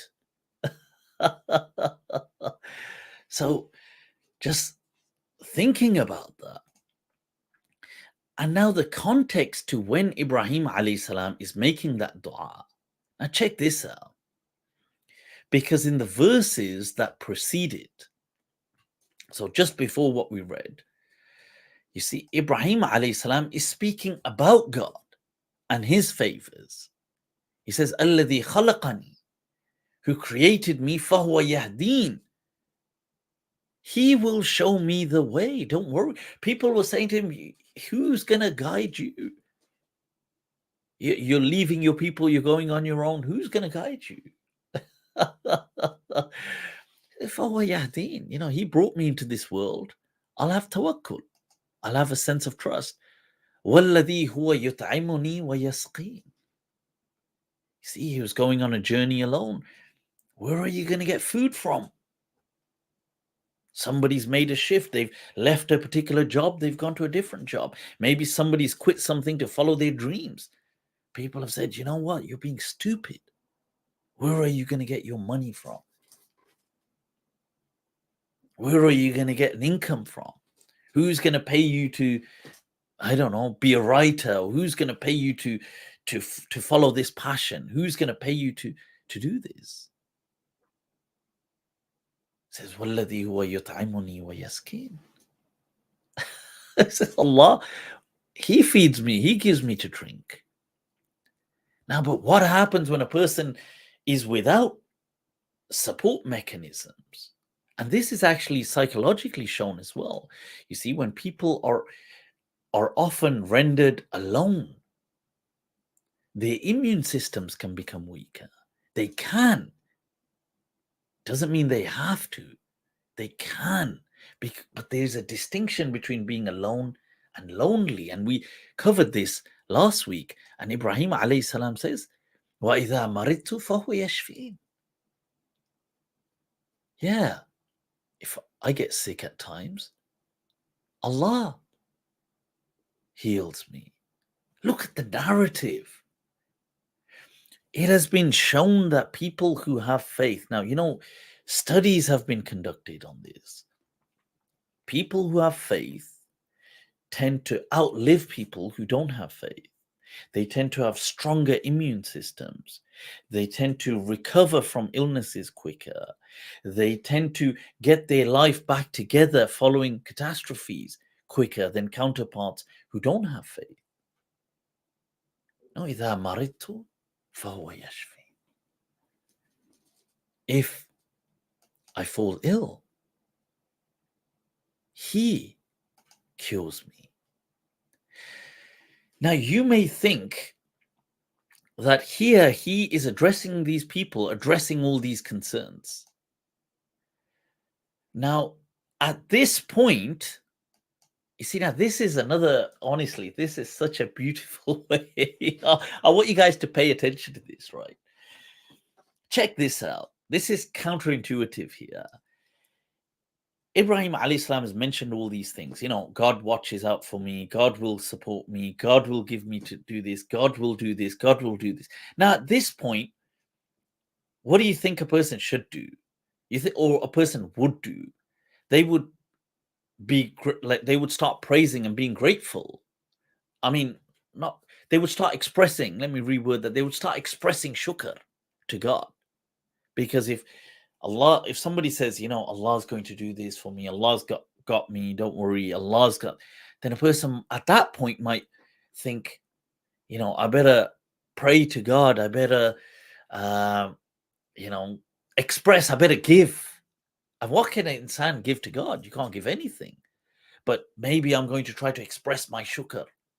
Going to do, shukran, and I'm going to do some tasbih, or I'm going to try to do my human weak version of giving. But look at the example. This is where people miss this when they read the Quran. Look at what Ibrahim alayhi salam does following that.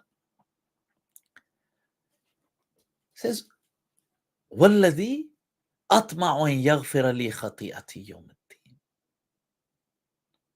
الدِّينِ. Before that, he does mention, and when I die, after that was still part of the other verses, that when I'm ill, he cures me, and when I pass away, he grants me a life following death. But then look at this.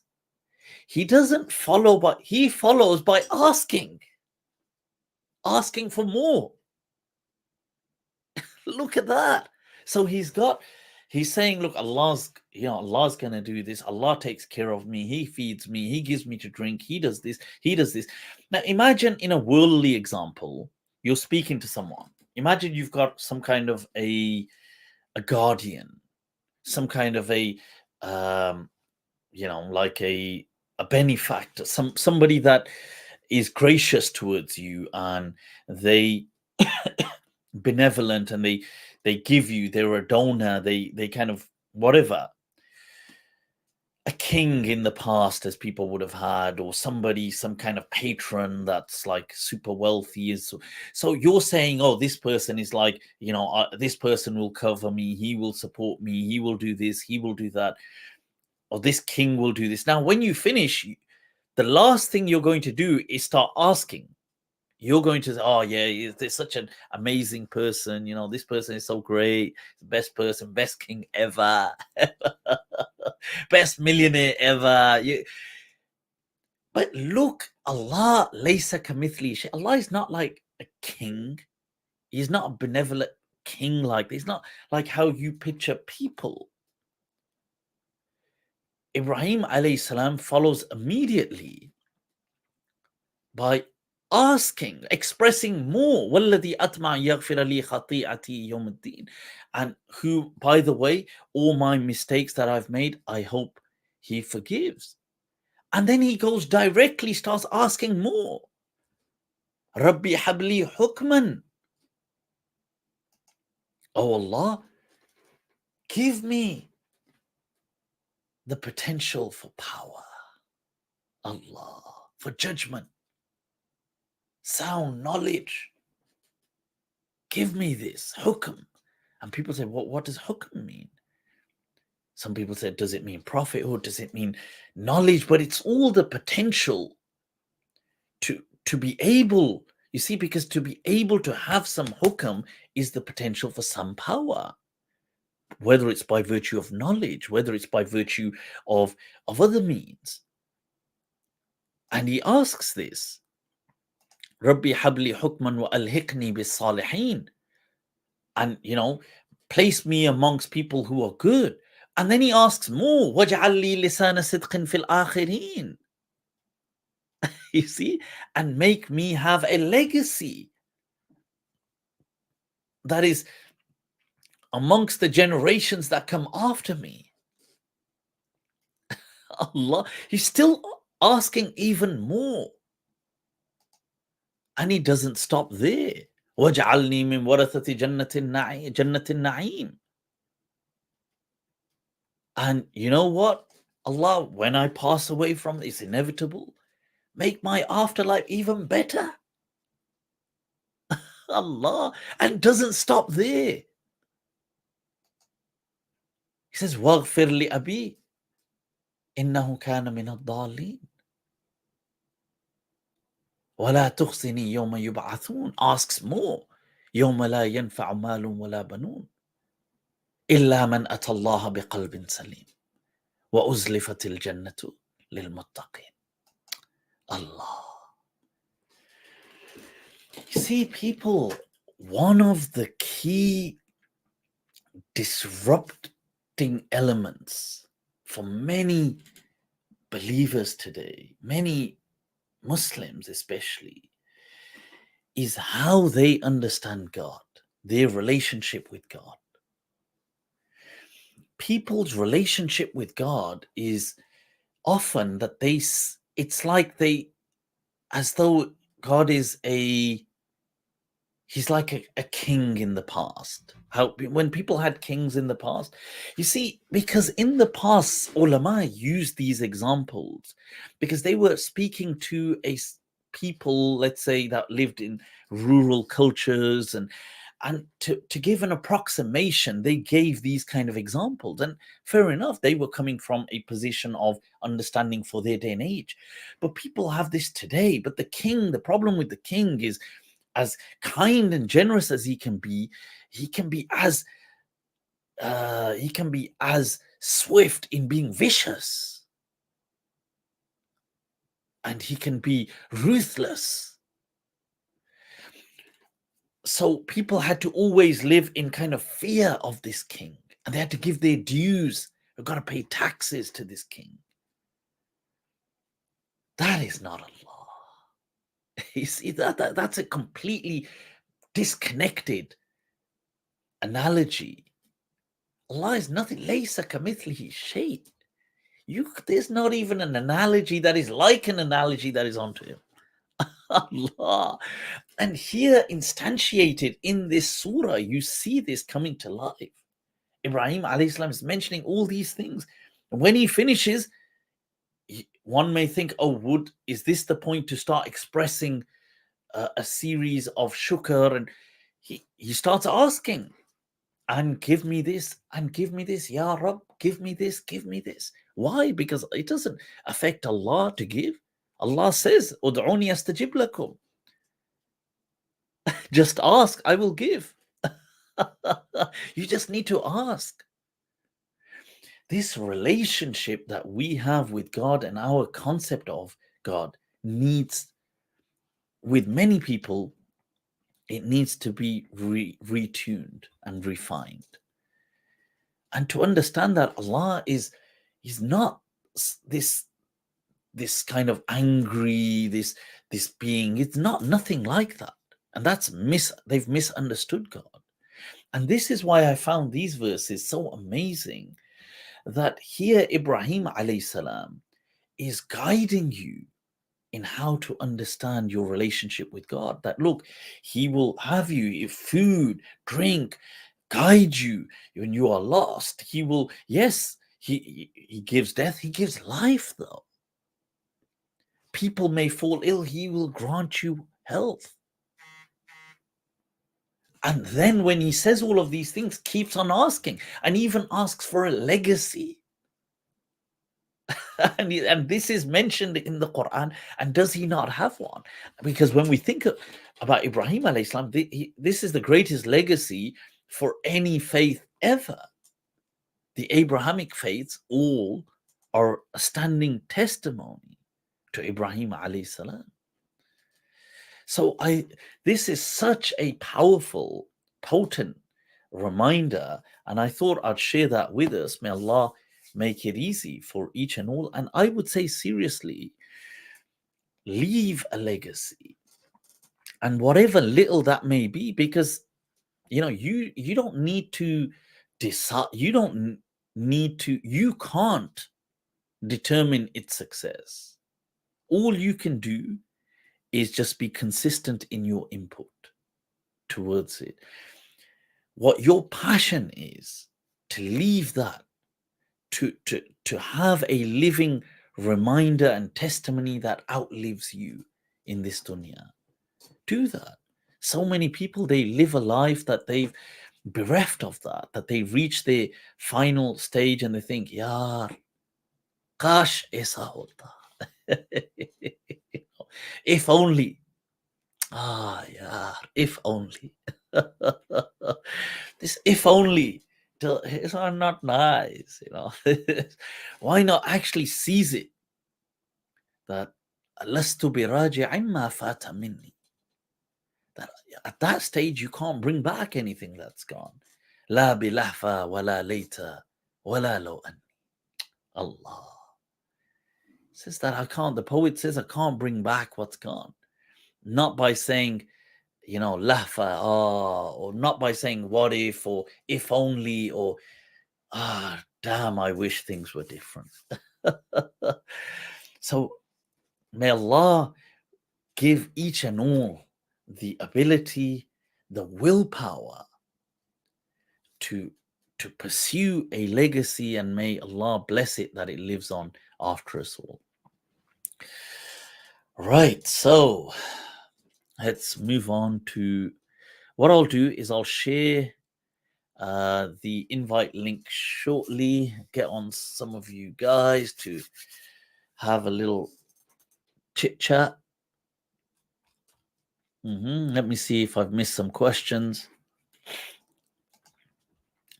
Barraq, you're doing it. In fact, you know what? You've reminded me there's Al-Barraq ibn Rawhan. We're going to speak about him. Barraq, you're doing it. I like the name, I have to say. Barraq.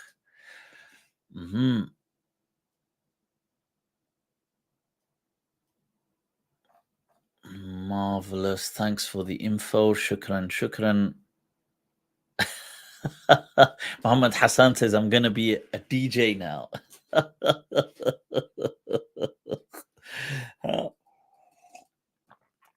Chalo. DJ sahi. Why not? DJ.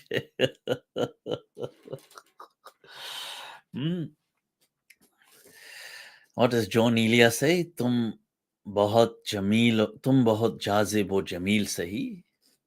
Dunya jazib or jameel nahi.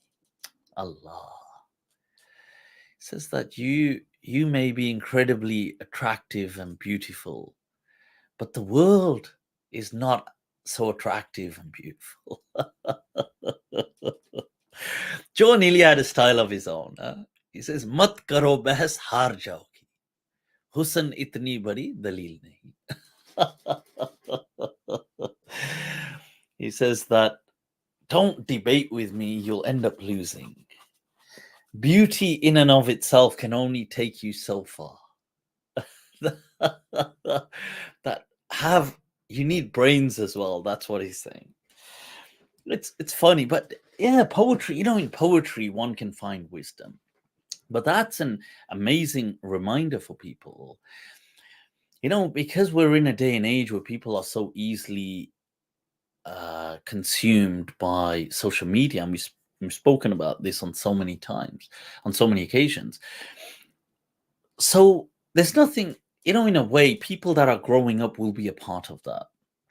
And I think it affects men and women, and I think perhaps more so, women and girls, just the way social media dictates it, and obviously them being the object of the glance.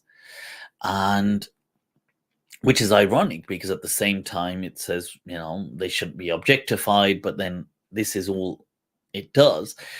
So there's nothing wrong in a person wanting to be beautiful, or a person wanting to be praised, or wanting to be glamorous, or wanting to be these things. There's nothing wrong in that kind of want. It's very human to want that, and even beauty. So it is, and the Hadith mentions that inna Allah jamilun yuhibbul jamal, that Allah is beautiful, He loves beauty, and that beauty in and of itself is a gift. It's not something which people shouldn't, they need to see as something always bad, or people need to look down on. No, it's natural that people want these things, or they like them. But you see, your greatest accomplishment should always be about more depth. Like, your greatest accomplishment in life should not just be about your appearance, because your appearance will fade. You see, it will, because the clock's ticking. And there's nothing wrong in that. There's a grace in accepting and embracing aging beauty, because that's also beautiful in its way. But what I'm saying is, if especially the younger people that are the kind of the Instagram, the kind of world that's a true world for the younger people, especially, or they don't even have to be young, but the people that are drowning in that, if everything is about just beauty and looks, and the problem with that is then every day that comes after, you're just trying to match a prior self. And there's nothing wrong with having these things, but invest in what's in there. Invest in a passion. Invest in knowledge that, yes, when somebody looks at you, they may think, wow, this person is stunning. But what it should be is that when they open their mouth to speak, it should be, double or triple or quadruply mesmerizing. That what the content a person has is. So yeah, that's something I think very important. All right. Eamon says, I missed a super chat. Don't miss a super chat. Let's see. Right, Sam, shukran, much love for the super sticker. Right, dearly appreciate it. Super chat, man. What's this one, man? Ajmain Khan. This was the one that Surah Nur. I did say that I will check this because I'll have to bring it up, and my phone. You know what I've got to do is I've got to transfer everything. I've got my other phone, the flip one, and I haven't transferred it.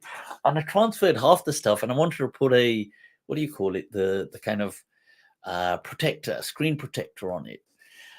And because it's one of those folding phones, it's like it's a bit awkward to. So I had to get hold of it, the protector, which I did, and then I've got to fit it, and I've just been so lazy to do it. I need to do that. Right. So have I missed any other? Let me see. Super chats. Yep, here's one. Beloved says, Salam Mufti, are there any conspiracy theories you believe in? I don't know, because I don't think I would, if I did, they would just be theories. They wouldn't be conspiracy theories. I'm not sure.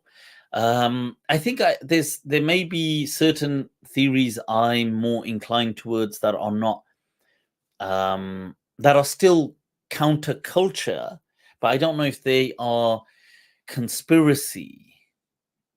So, for example, that I feel there's how Graham Hancock has explained the lost civilizations.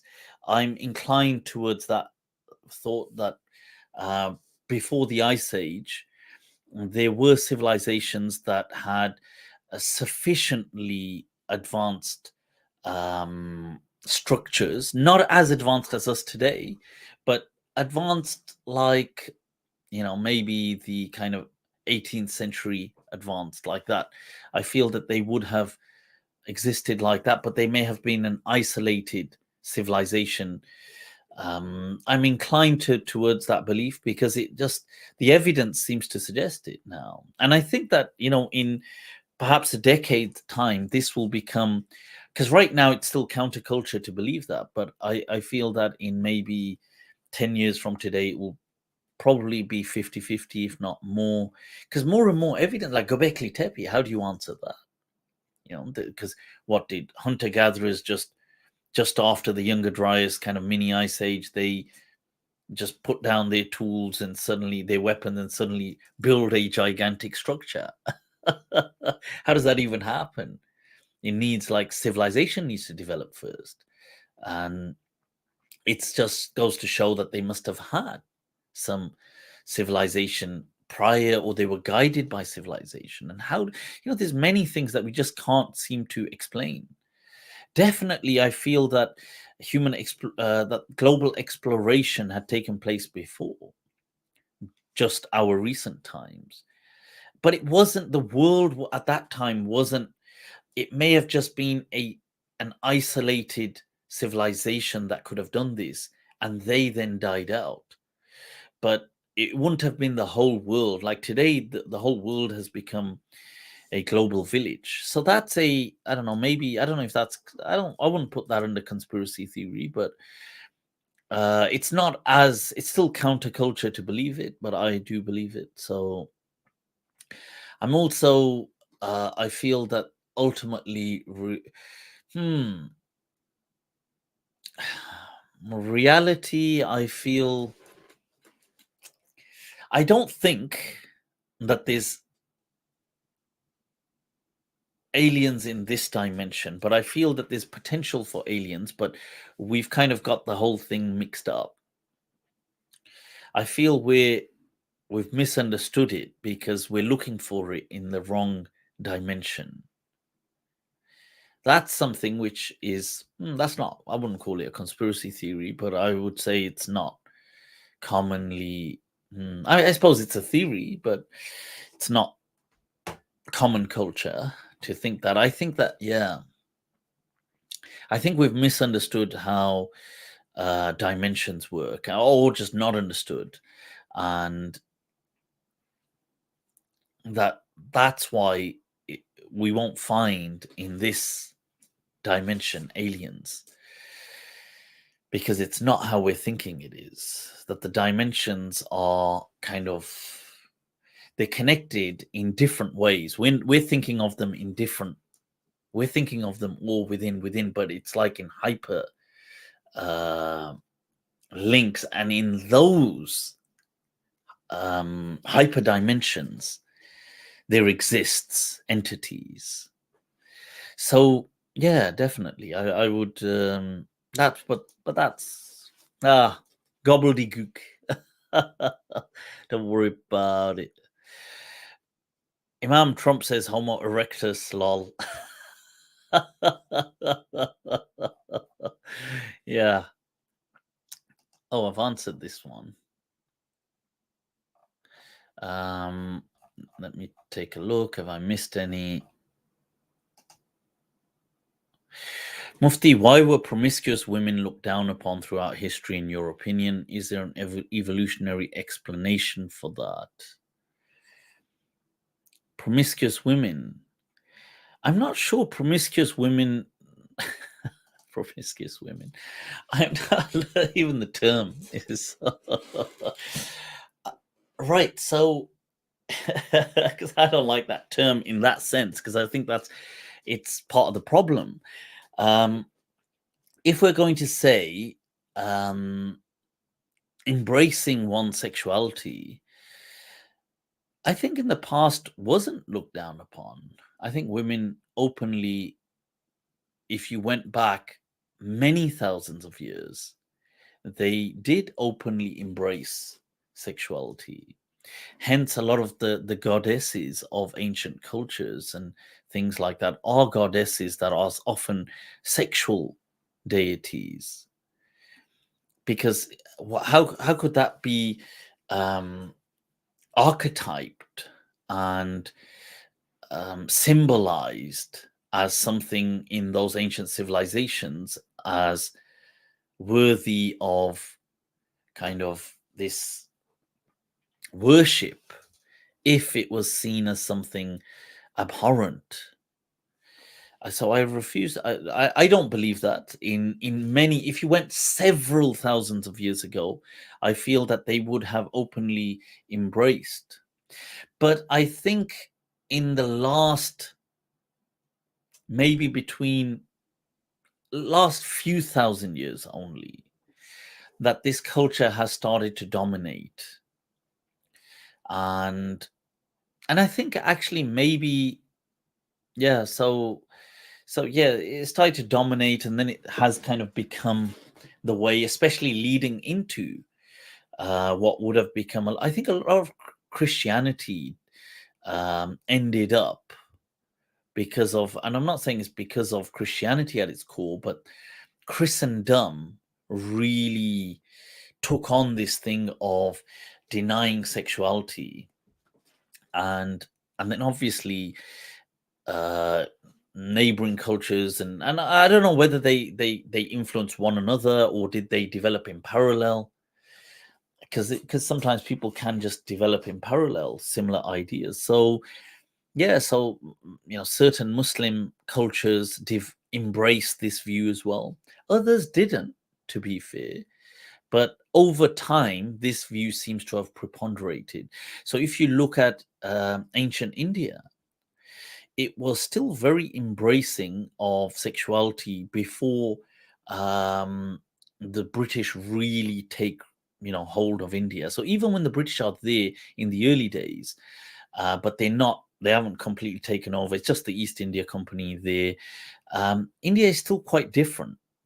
And you have to remember that they have this whole thing. They have this culture. They have even the Hindu indigenous people with Kama Sutra being this whole thing of the sexual energy being something that one can attain samadhi through that. And this whole, you can attain this blissful state of bringing you closer to God is through meaningful and powerfully charged sex. That was often in many cultures deemed to be one of the most powerful ways, and you see echoes of that in the Muslim culture as well, like Imam Ghazali speaking of the ecstasy of the orgasm is bestowed. It's really a property from the realm of the afterlife, which is kind of granted in this dunya. And you can see in many ways the afterlife a place of greater proximity to the divine. So how through this ecstatic orgasmic state one can be, or at least experience or taste a sense of transcendental proximity. I feel that these things were there, but it's kind of died down with the whole with colonialism. It really took a beating and really died a horrible death. And so and even that's whether it was Muslims or non-Muslims, they seem to have adopted this prudish kind of ethics which look down on this. So I think that's an anthropological development, culturally speaking, that cultures have been through that. Not just, it's nothing to do with and I think why they look down on women was maybe it was as a sense of control. It was a fear that people had. Because ultimately, from an evolutionary perspective, it was more about just wanting to know the progeny, the child, is this. This was where men would have that, from an evolutionary perspective, that sense of control or that fear. So if the woman is restricted, then obviously, or the more control that you have, it kind of gives you more, let's say, a surety of your progeny. So if this is, we're looking at it from an evolution perspective. And then I think society, when that kind of plays out and manifests at a societal level, it builds on the concept of shame and shaming someone for being sexual. And it's a true shame that this exists in Muslim culture, in some Muslim cultures. I spoke to someone, this lady, who was asking me for some advice, and she had been through a terrible relationship. May Allah make it easy for her, for everyone who faces these kind of horrific chains of abuse.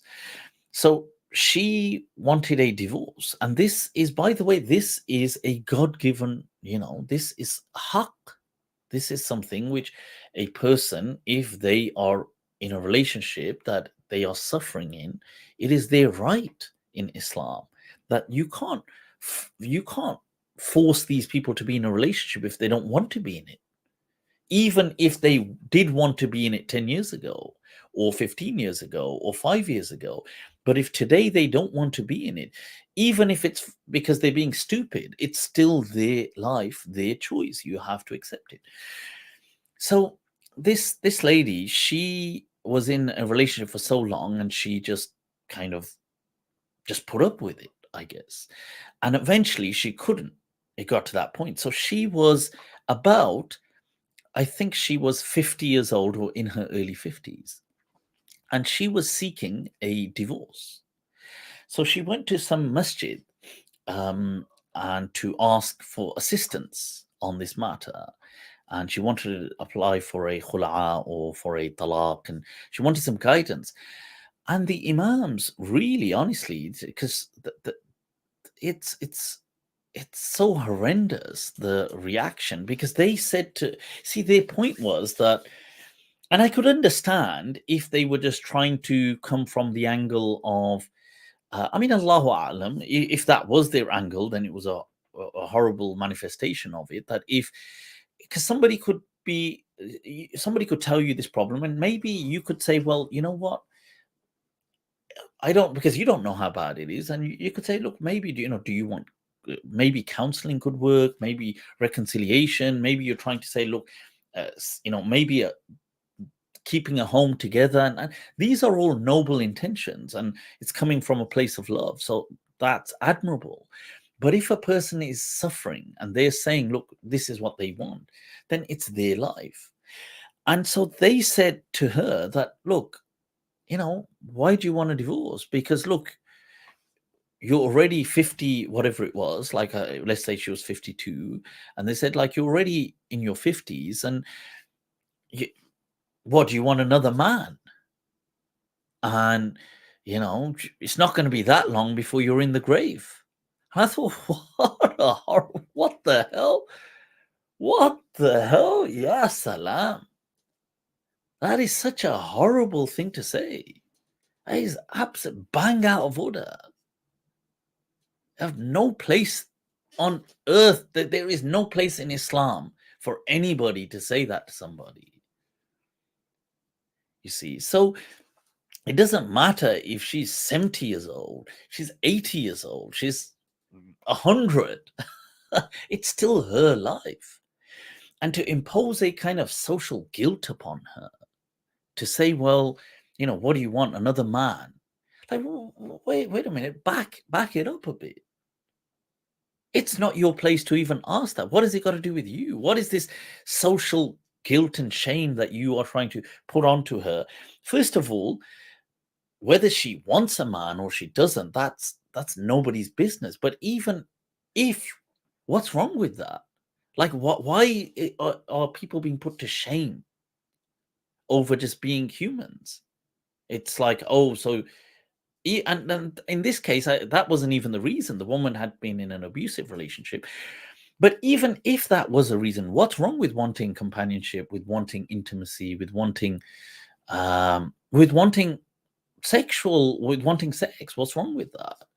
So to kind of impose it from a religious perspective with a sense of guilt, not even a tablespoon, but like a whole bucket of guilt in there, that is this what you want? And look at your age, you ain't you going to the grave? I mean, what the hell? I honestly, I heard it, and I was, like, secondhand hurt by hearing it. I was like, who on earth said that?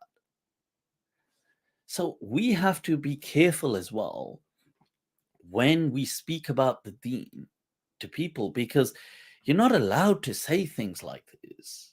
Okay, and we are not the gatekeepers of the deen.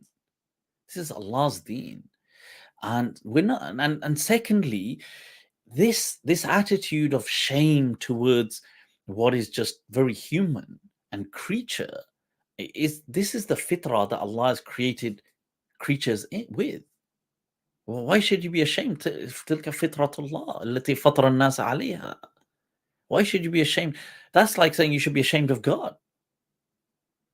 So there is great responsibility in these things, and we have to accept that, look, other people live their own lives. Sometimes, people have said to me sometimes, oh, Mufti, I know such and such person, they want a divorce, but they're doing it for all the wrong reasons. So what? It's their life. They have to learn by their own mistakes. What that's like, if a person says, look, I want to get married to this person, and somebody says, well, yeah, that's a recipe for disaster. And it may well be a recipe for disaster. It may well be. But it's still their life. They've got somebody says, look, I'm going to take this job. You say, well, yeah, I wouldn't recommend that place. Or somebody says something else stupid in life. I'm going to do something which is actually stupid. It's going to get them into trouble, let's say. Or they're going to do something. But it's their life and it's their mistakes to make. Especially when they're legitimate choices. Even if they are foolish. Even if it's still their life. And we have to respect that. And people have to always say, you could say, well, if they ask your opinion, in my opinion, but it's your life. So may Allah make things easy for everyone who is suffering. Ameen. And, and really, may we be able to have a compassionate bond with this deen in its very natural fitrah state. Because it's amazingly, mesmerizingly beautiful in its natural state. Right. Maryam, what about promiscuous men? Exactly. That was the point. Right. So can you debate with an ex-Muslim Shahil? I don't know what a Shahil is. What's a Shahil? Is that some, I don't know. I'm Lucy says I'm not married. Well, more power to you. A person doesn't have to. This is another thing. Saying louder for those at the back, Mufti. Amen. Yeah, because you do see these things. Right. Can a mum tell her son to divorce his wife in Islam? Wow. Well, you see, there's two parts to this. Well, yes, she can say that. She can say anything. But he has his own brain. You see? So people can say anything. Always remember that. People can, somebody could tell you to do a handstand. Somebody can tell you to jump out of a window. Somebody can tell you they can tell you. And I'm sure parents often do these things because they will meddle in the child's affairs. Because you see, this is another thing. Parents often, and many people are, and sometimes I don't know if it's not about their fault. They've just not known differently. That they live their lives vicarious, like they try to live their children's lives vicariously through them. So it's like, yeah, I could never have been this. I'm going to make you that. Yeah, I always want to be a doctor. Yeah, could never be a doctor. Right, you're going to become a doctor. Don't get me wrong. I think becoming a doctor would be awesome, and I would love it. If my kids became doctors, or I'm sure people would love that. And I think it's an amazing profession. I rate doctors, or the profession I rate. But obviously it's got its problems. But the point is that people may not want to, they may not coincide with their wills and desires. So somebody may want to be something else. And ultimately you have to, so people may say anything, and relationships is something that they definitely, especially desi parents, are going to be meddling. Meddling isn't the word. They are in control with they've got the control pads. Oh, I think desi parents and relationships is like that could just be like a whole TV series. not even a TV, that could be like a TV channel. Just has so many problems, honestly. And yeah, it's about learning to let go. I think it's difficult. I tell you, Freud, he would have loved to prove, because you see, even though he's trying to prove it from a sexual perspective, which obviously is nonsensical and ridiculous, but still, because he's highlighting the bond that the mother and son have, and he says that there's this that the mother and son, especially not the daughter, but the mother and son bond, which he's fixated on, I think is so greatly exemplified or is instantiated within the Desi kind of setting, because it's so it's so apparent in, maybe not all, but in many, how the sons are completely favored, and the sons are, with the mother especially. So the mother and son bond, and it's like, then the son becomes the number one. He's like the number one over everything. He's the number one, above the husband, above her father, above everyone. It's the son. And then there's this great sense of kind of jealousy, almost, of the son being shared with another woman, which in this case is the wife.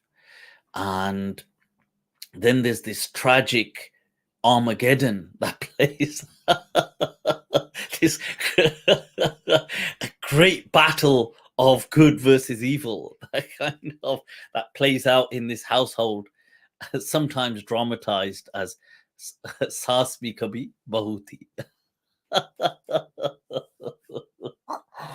God, ya salam. Ya salam. May Allah make it easy for all these people. Yeah, so it's a recipe for disaster. But I think Freud would have loved the field work, the data that he could have collected from Desi households. He would have been like, yes, this is what I was talking about. This kind of, although he was trying to prove something, he had a different theory, underlying theory, but the data is definitely there in the bond.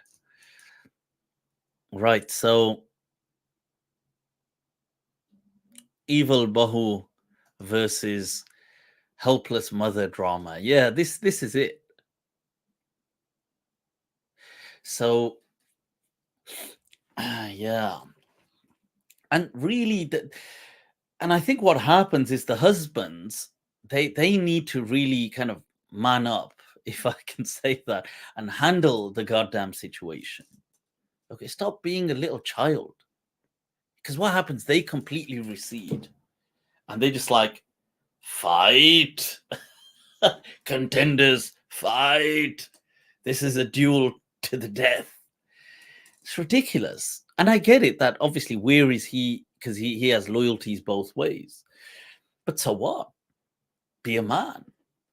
You've married this person, take responsibility, get yourself a different place, live separately, understand parameters, parameterize the relationship.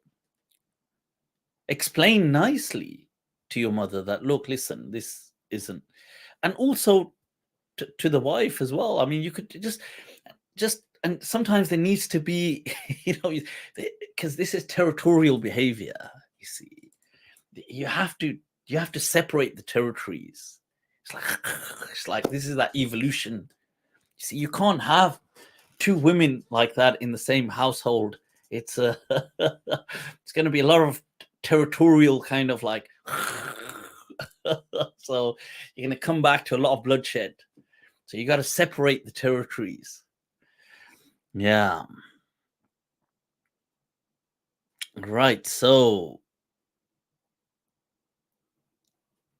yeah, definitely live separately, 100%. I would always say that. And the problem is that, you see, the parents may guilt trip and say, well, is this a sense of abandonment? Because the mother, like I said, her bond with the son is that powerful from her perspective in the Desi setting, that you see any sense of distancing, it it signifies rejection and abandonment. That's what it symbolizes for her.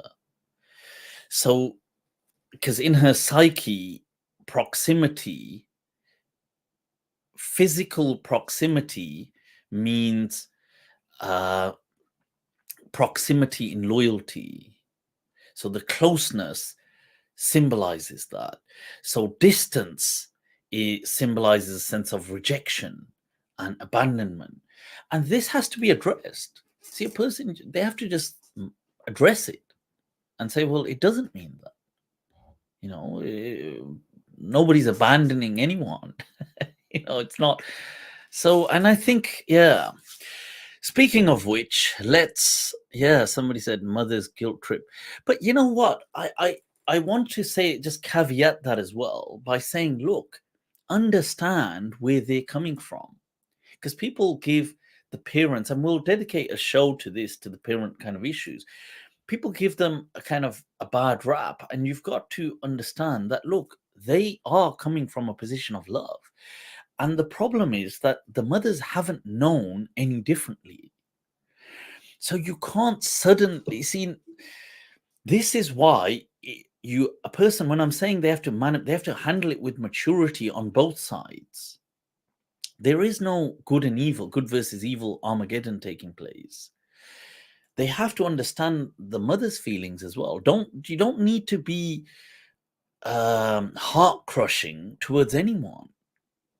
You can still keep and express a bond of love, and you can do that. Like if you just be mature and sensible enough, and you understand that. And this is the thing. Sometimes people are like, oh, and they just. But right, let's move on, people, because it has got late. I did want to share a story actually tying in with legacy. Let me just try to bring it. I'm sure I have a drink here. Chalo, I'll have to get that in a moment. Right. Speaking of what we're speaking of, parents and elders. See, you have to remember that certain people for their world, they have a setting. Like to them, maybe the family is the whole world. And sometimes some people hold up an entire world. So speaking of that, let's move to this. Allah, see, if you're going to live, leave a legacy. There is a Sahabi by the name of Qais ibn Asim al-Minqari. Now, he lived from pre-Islam. He's one of these people that reaches an incredibly long life. But what's interesting is way before Islam, in Jahiliyyah, pre-Islamic Arabia, he has an incredible reputation. Okay. He is from Tamim, from Banu Tamim. And he has this reputation of what they call hilm, which is this composure and mixed with wisdom. And he's the kind of guy that people turn to. And it's phenomenal because he not only had such a legacy in Jahiliyyah, in pre-Islamic Arabia, but even in Islam, he reached Islam and embraced Islam. And he had a phenomenal legacy within Islam as well. And he's one of the few people that managed to do that. His name was Qais ibn Asim al-Minqari al-Tamimi, from the tribe of Tamim.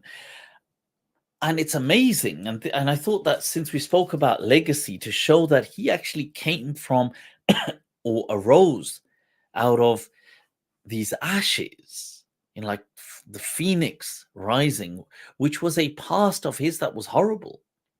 He was one of those people that actually buried their daughters alive. And some say he was one of the most known, as in, whether some have even said maybe he began the tradition, but I don't know if that's true.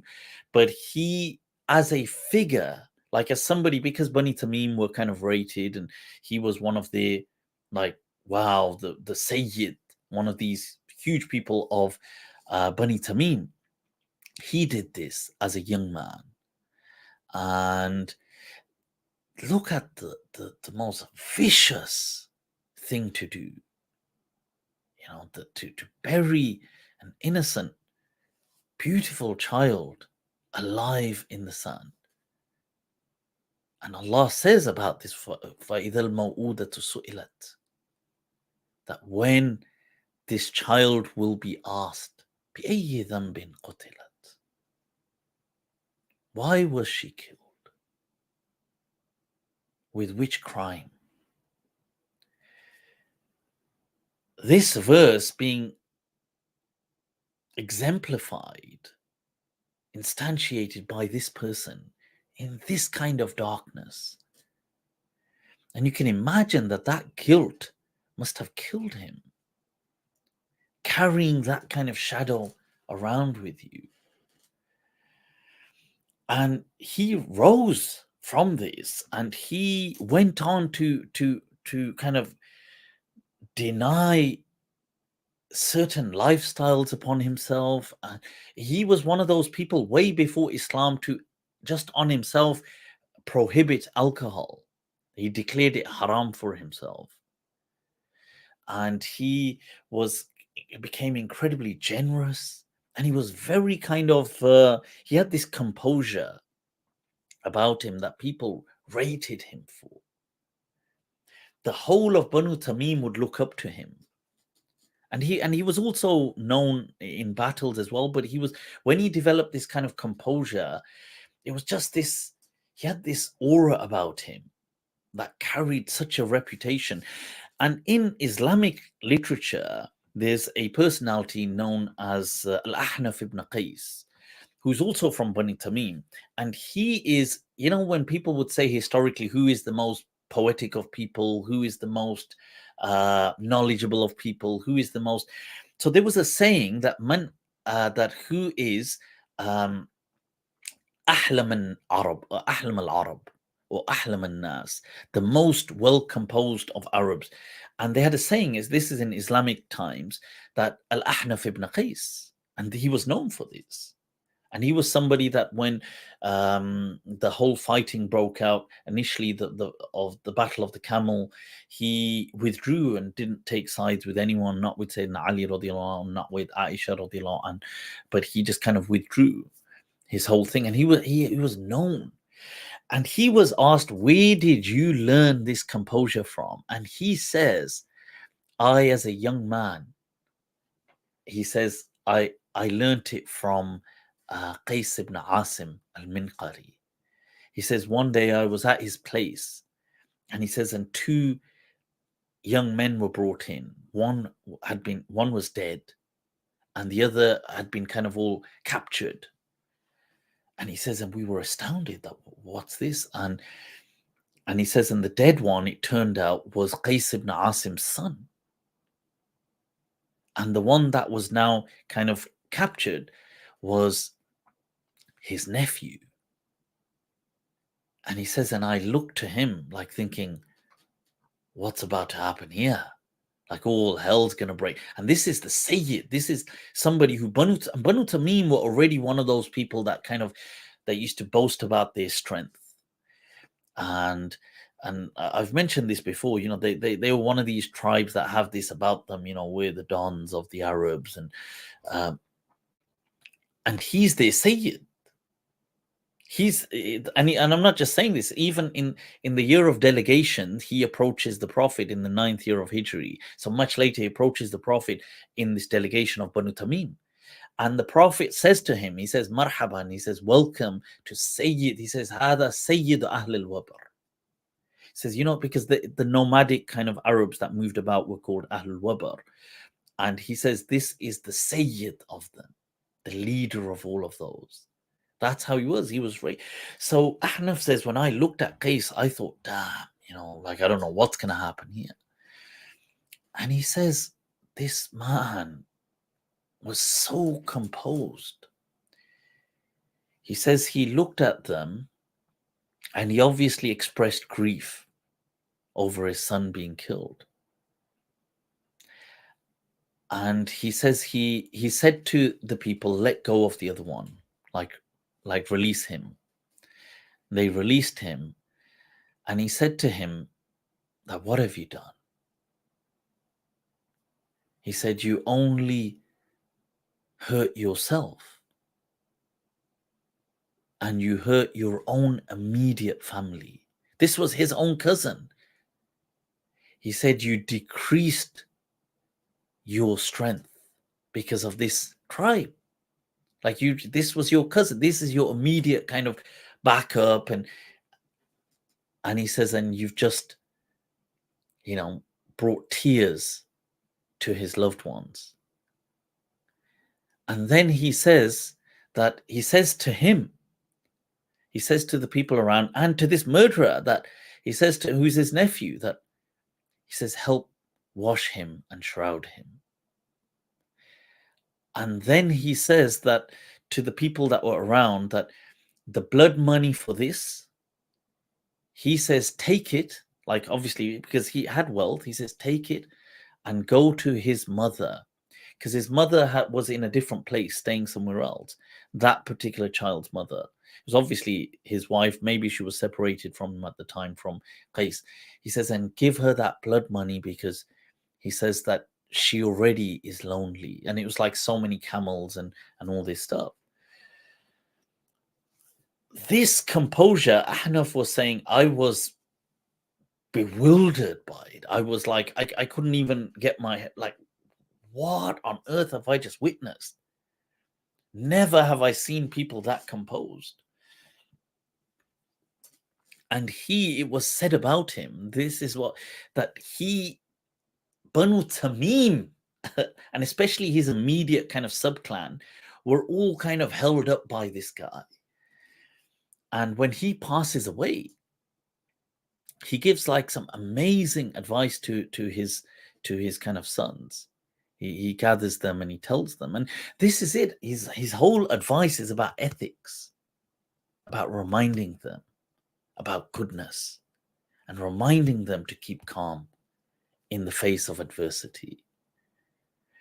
And there was a poem said about him when he passed away, that there's a poet, Abdat ibn Tabib, who says about him, Salamullahi alayka Qais ibn Asim, wa rahmatuhu ma sha'a an yatarahama. That, may Allah's mercy be on you that you've passed away. فَمَا كَانَ قَيْسٌ هُلْكُهُ هُلْكَ وَاحِدٍ لَكِنَّهُ بُنْيَانُ قَوْمٍ تَهَدَّمَ. Allah. He says Qais, his passing away was not just the passing away of an individual. لَكِنَّهُ بُنْيَانُ قَوْمٍ. It is the foundation of a building, that foundation of a whole people that has collapsed. Allah.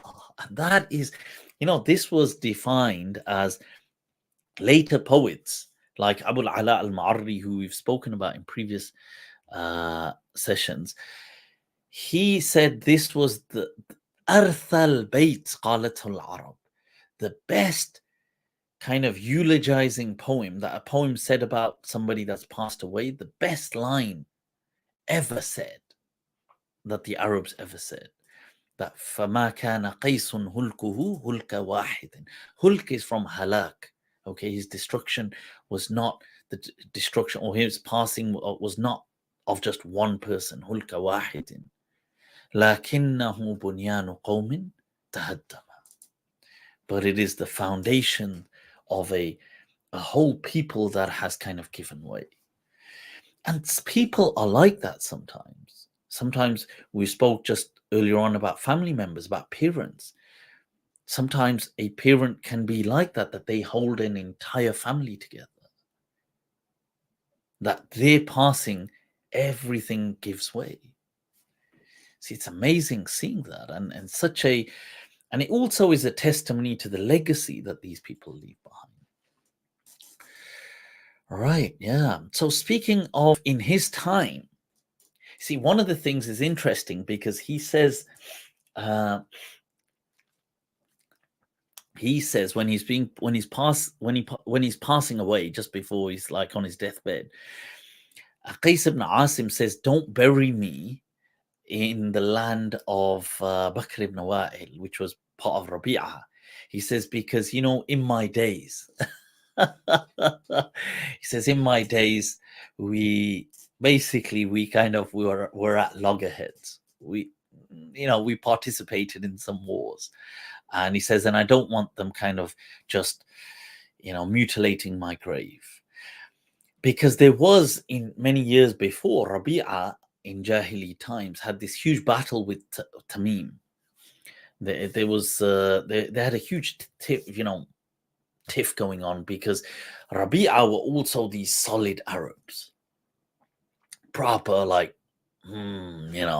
relentless in their way. And from them, the subclans, these kind of Bakr ibn Wa'il and Banu Taghlib, and all these people that we've spoken of. And speaking of that, and in his time as his kind of contemporary, or just actually senior to him, would have been somebody by the name of Al-Barraq ibn Rawhan al-Taghlibi. All right, so who was Al-Barraq ibn Rawhan? People, for this, I think I need to, one moment, I need to pour myself, I think, a little drink. Oh, uh-oh. All right. I gotta wait for that too much fizz in that. It's probably a sign. Okay, that's all right. I like it. There you go.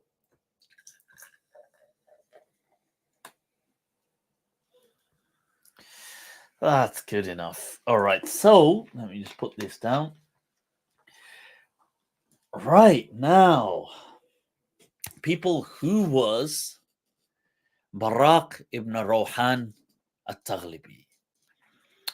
We've spoken previously of the great kind of battles in pre-Islam, and we spoke of Zir Salim and the Harb al-Basus, which lasted for 40 years.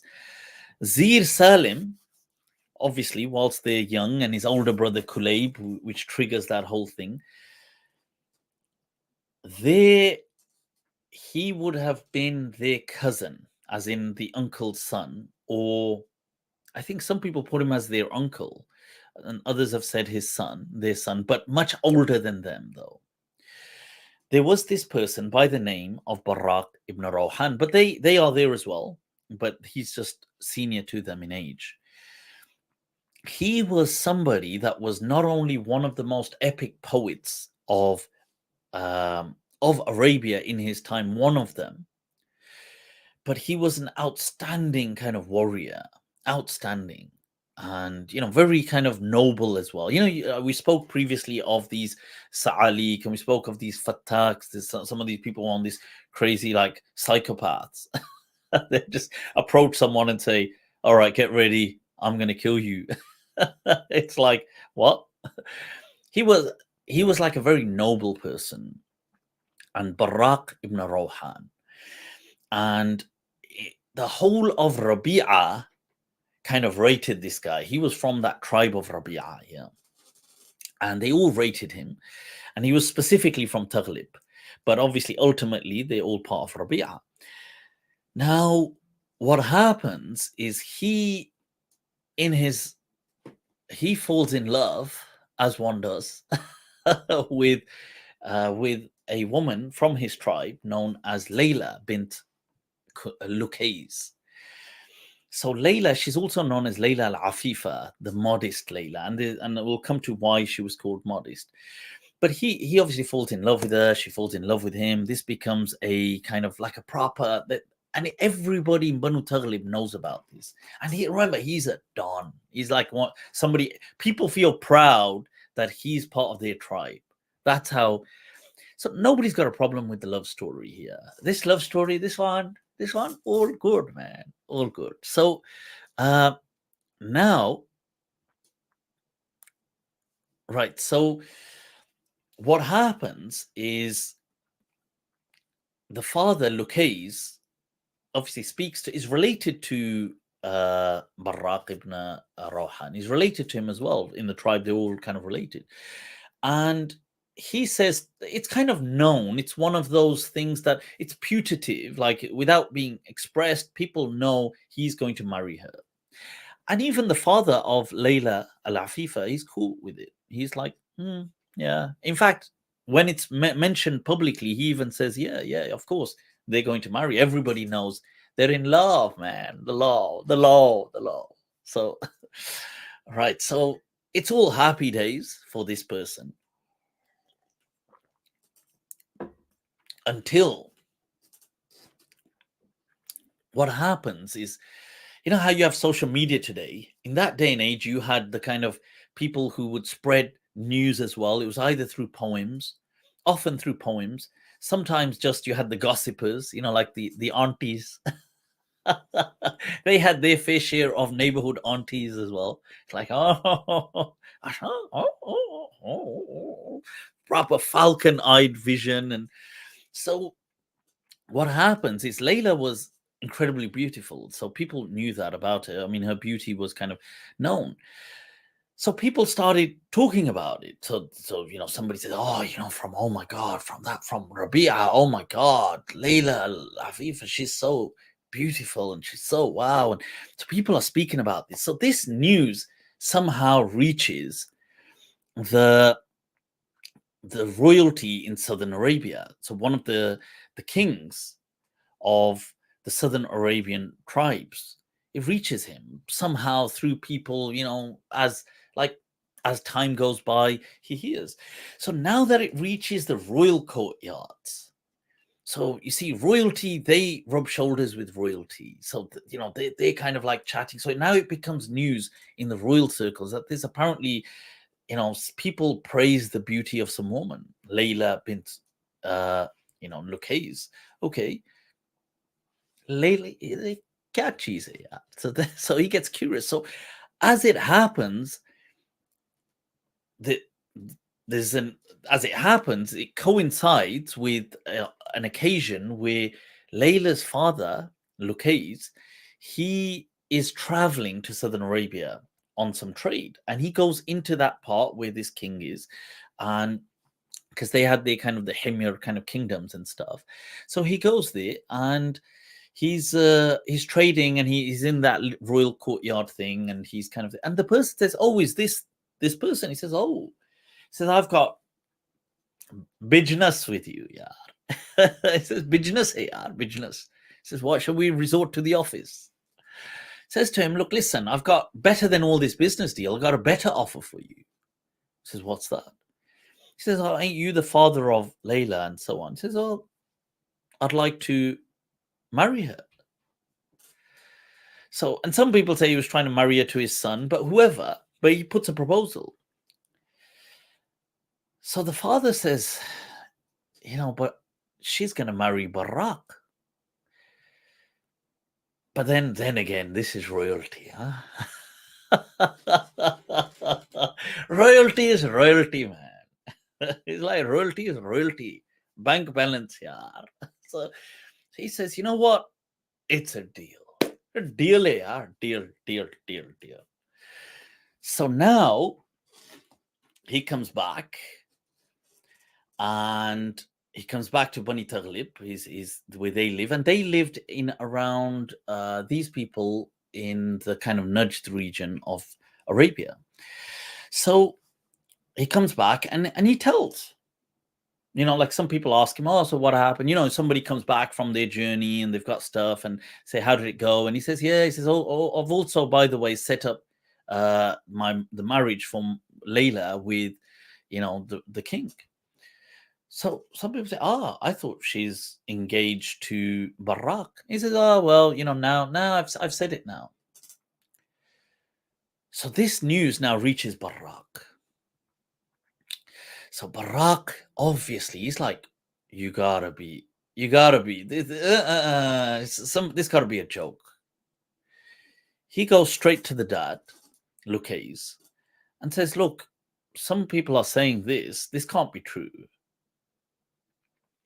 That, because, and the dad says, well, my son, you're right. I had said she would marry you, but you know what? It is what it is. He said that, look, he proposed, and to be fair, I think that's noble. It's better for her that she marries royalty. I haven't got nothing against you, my child. It's like, it's not you, right? You're good man. But he better, even gooder man. So he says, you know what? He says he's royalty at the end of the day, and I think it'll be better for her future. So Barraq is fuming.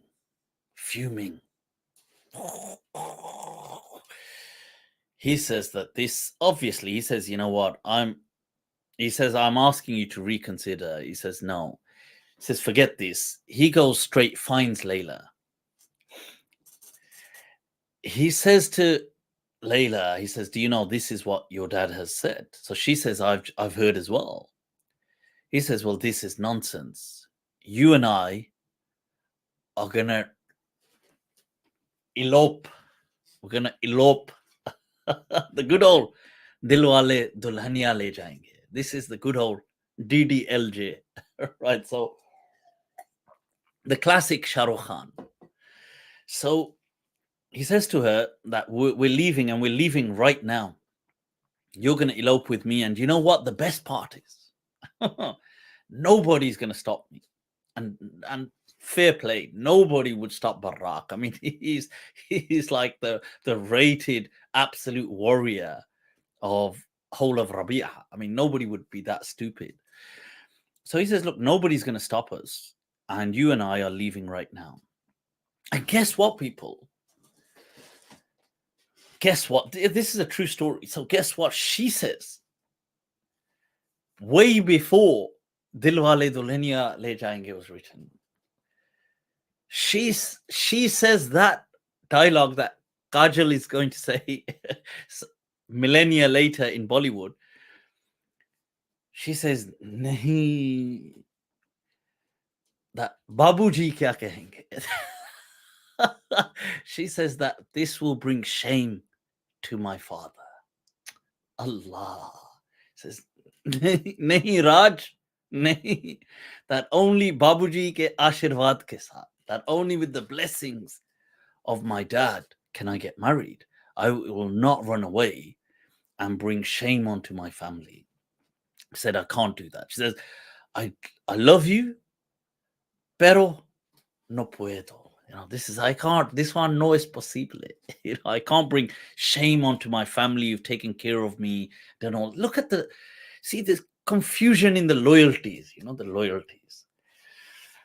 So obviously Barraq ibn Rawhan he's just completely heartbroken, because he says, look, this isn't fair. This was the one thing I wanted, and everybody knew it. And just because I'm not super rich, they married you off, and she isn't even running away with me because she doesn't want to hurt. And it's not like he wants to hurt their family either, because they are ultimately good with him and he's good with them. So heartbroken in this way that he is, he switches from Dilwale Dulhania Le Jayenge to Devdas. And he sets off for the mountains on his own with his alcohol. And this is it. He doesn't want to, he's heartbroken. He says, I don't want to know the world. Bahar mein jao. All of you go to hell. And he just becomes this recluse momentarily. He's completely gone. He's just on his own. Doesn't want to meet people. Doesn't want to. Days go by, and the days turn to weeks, to months. What happens is tribal fighting breaks out, because tribal fighting at that time, anything could trigger it. And from the northern kingdoms, there was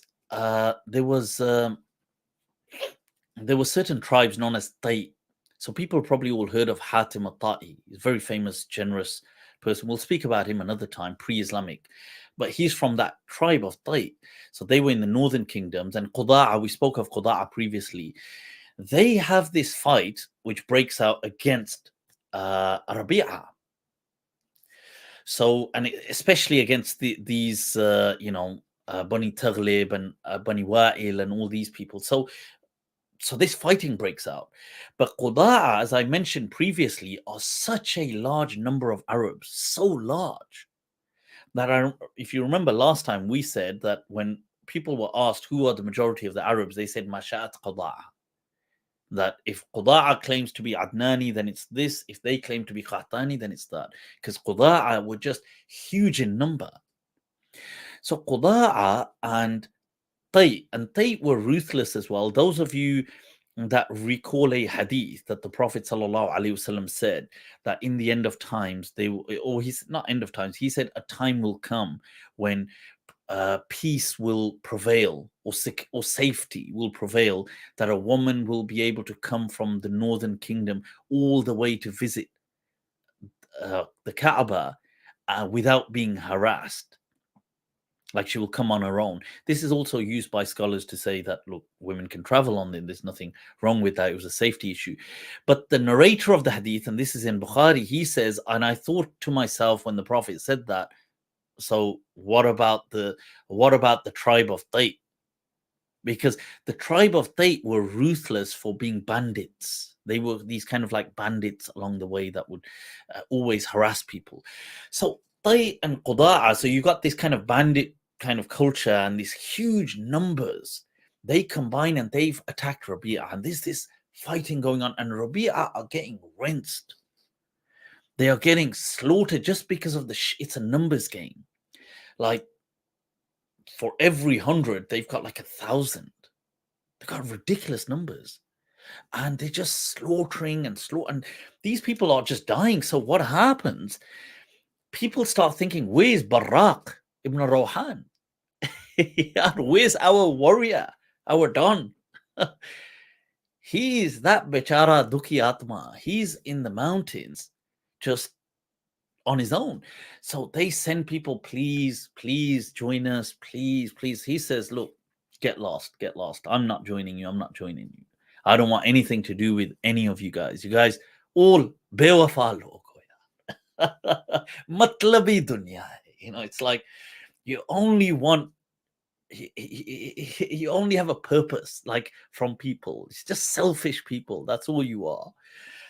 And so he doesn't join, and they continue to be getting. And so what happens is this warfare lasts for considerable months, and it would have certain interim breaks. So whilst this is going on, people are worried that, we're going to get obviously looted by these, northern kingdoms, the northern tribes, Quda'a, they're going to be they're killing us, our numbers, they're reducing our numbers, they're taking our women, they're doing all this, taking slaves. So during this, Qais thinks that, you know what, I might as well send Laila to be married, because right now, the way this is going, we're all going to get killed, and she's, obviously either going to get killed or enslaved, and so I might as well. So he sends a message, and the southern Arab king says, the Yemeni king, he says, yes, of course, we're ready. Send her. We want to let's get this wedding going. So, so whilst that king says that, there's this news in the royal, you see, because each platform, when you're on social media, you're being followed by your your peers. See, celebrities follow celebrities, isn't it? It's like that. Celebrities are not going to be following you like normal people.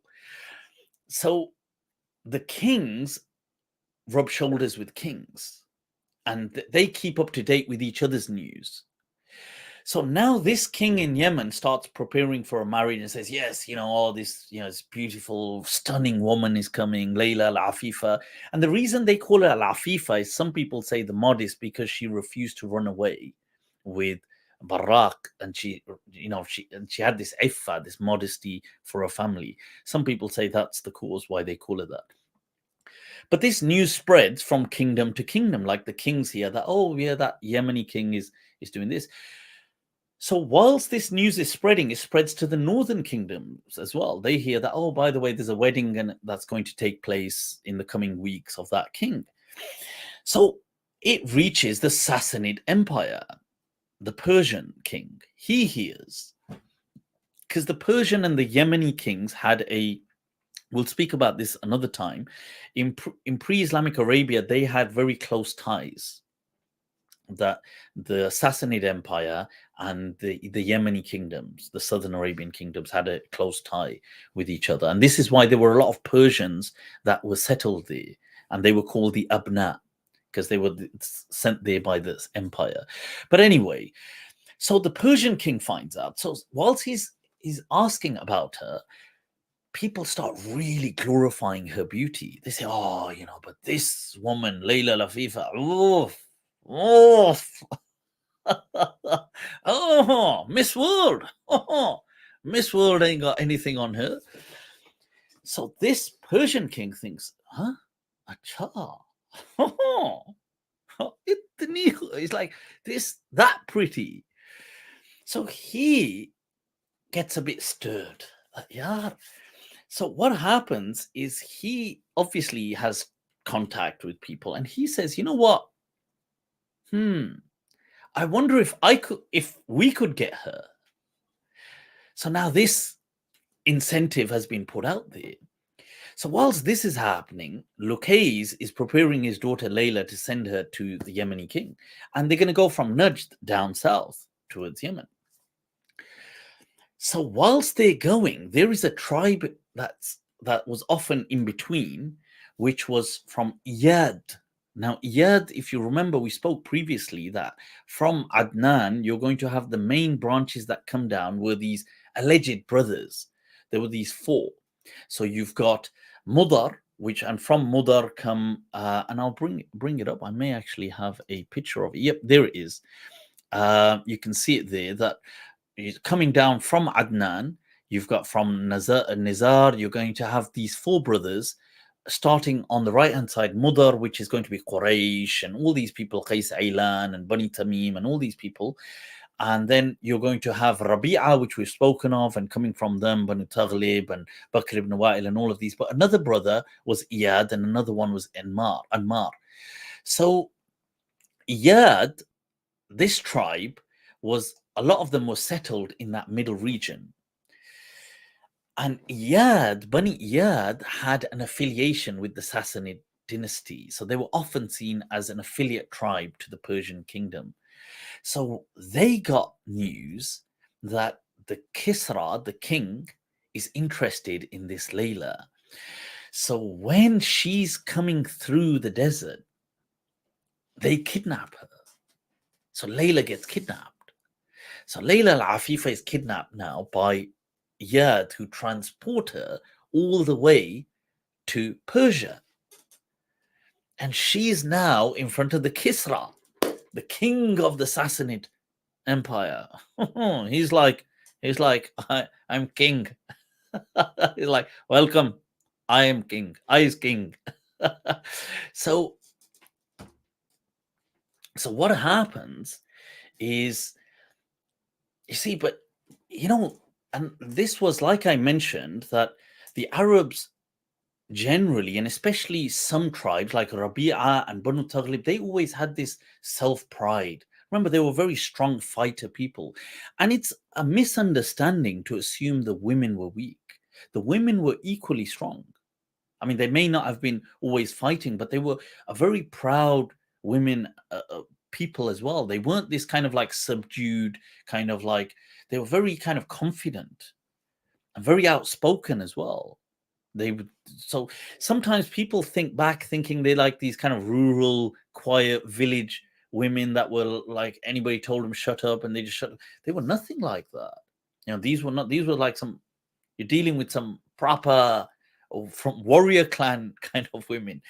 So Laila gets taken in front of the Sassanid king, Kisra, and he says, Very beautiful, this one. So he says, look, you're very lucky. Reverse psychology. Oh, reverse psychology.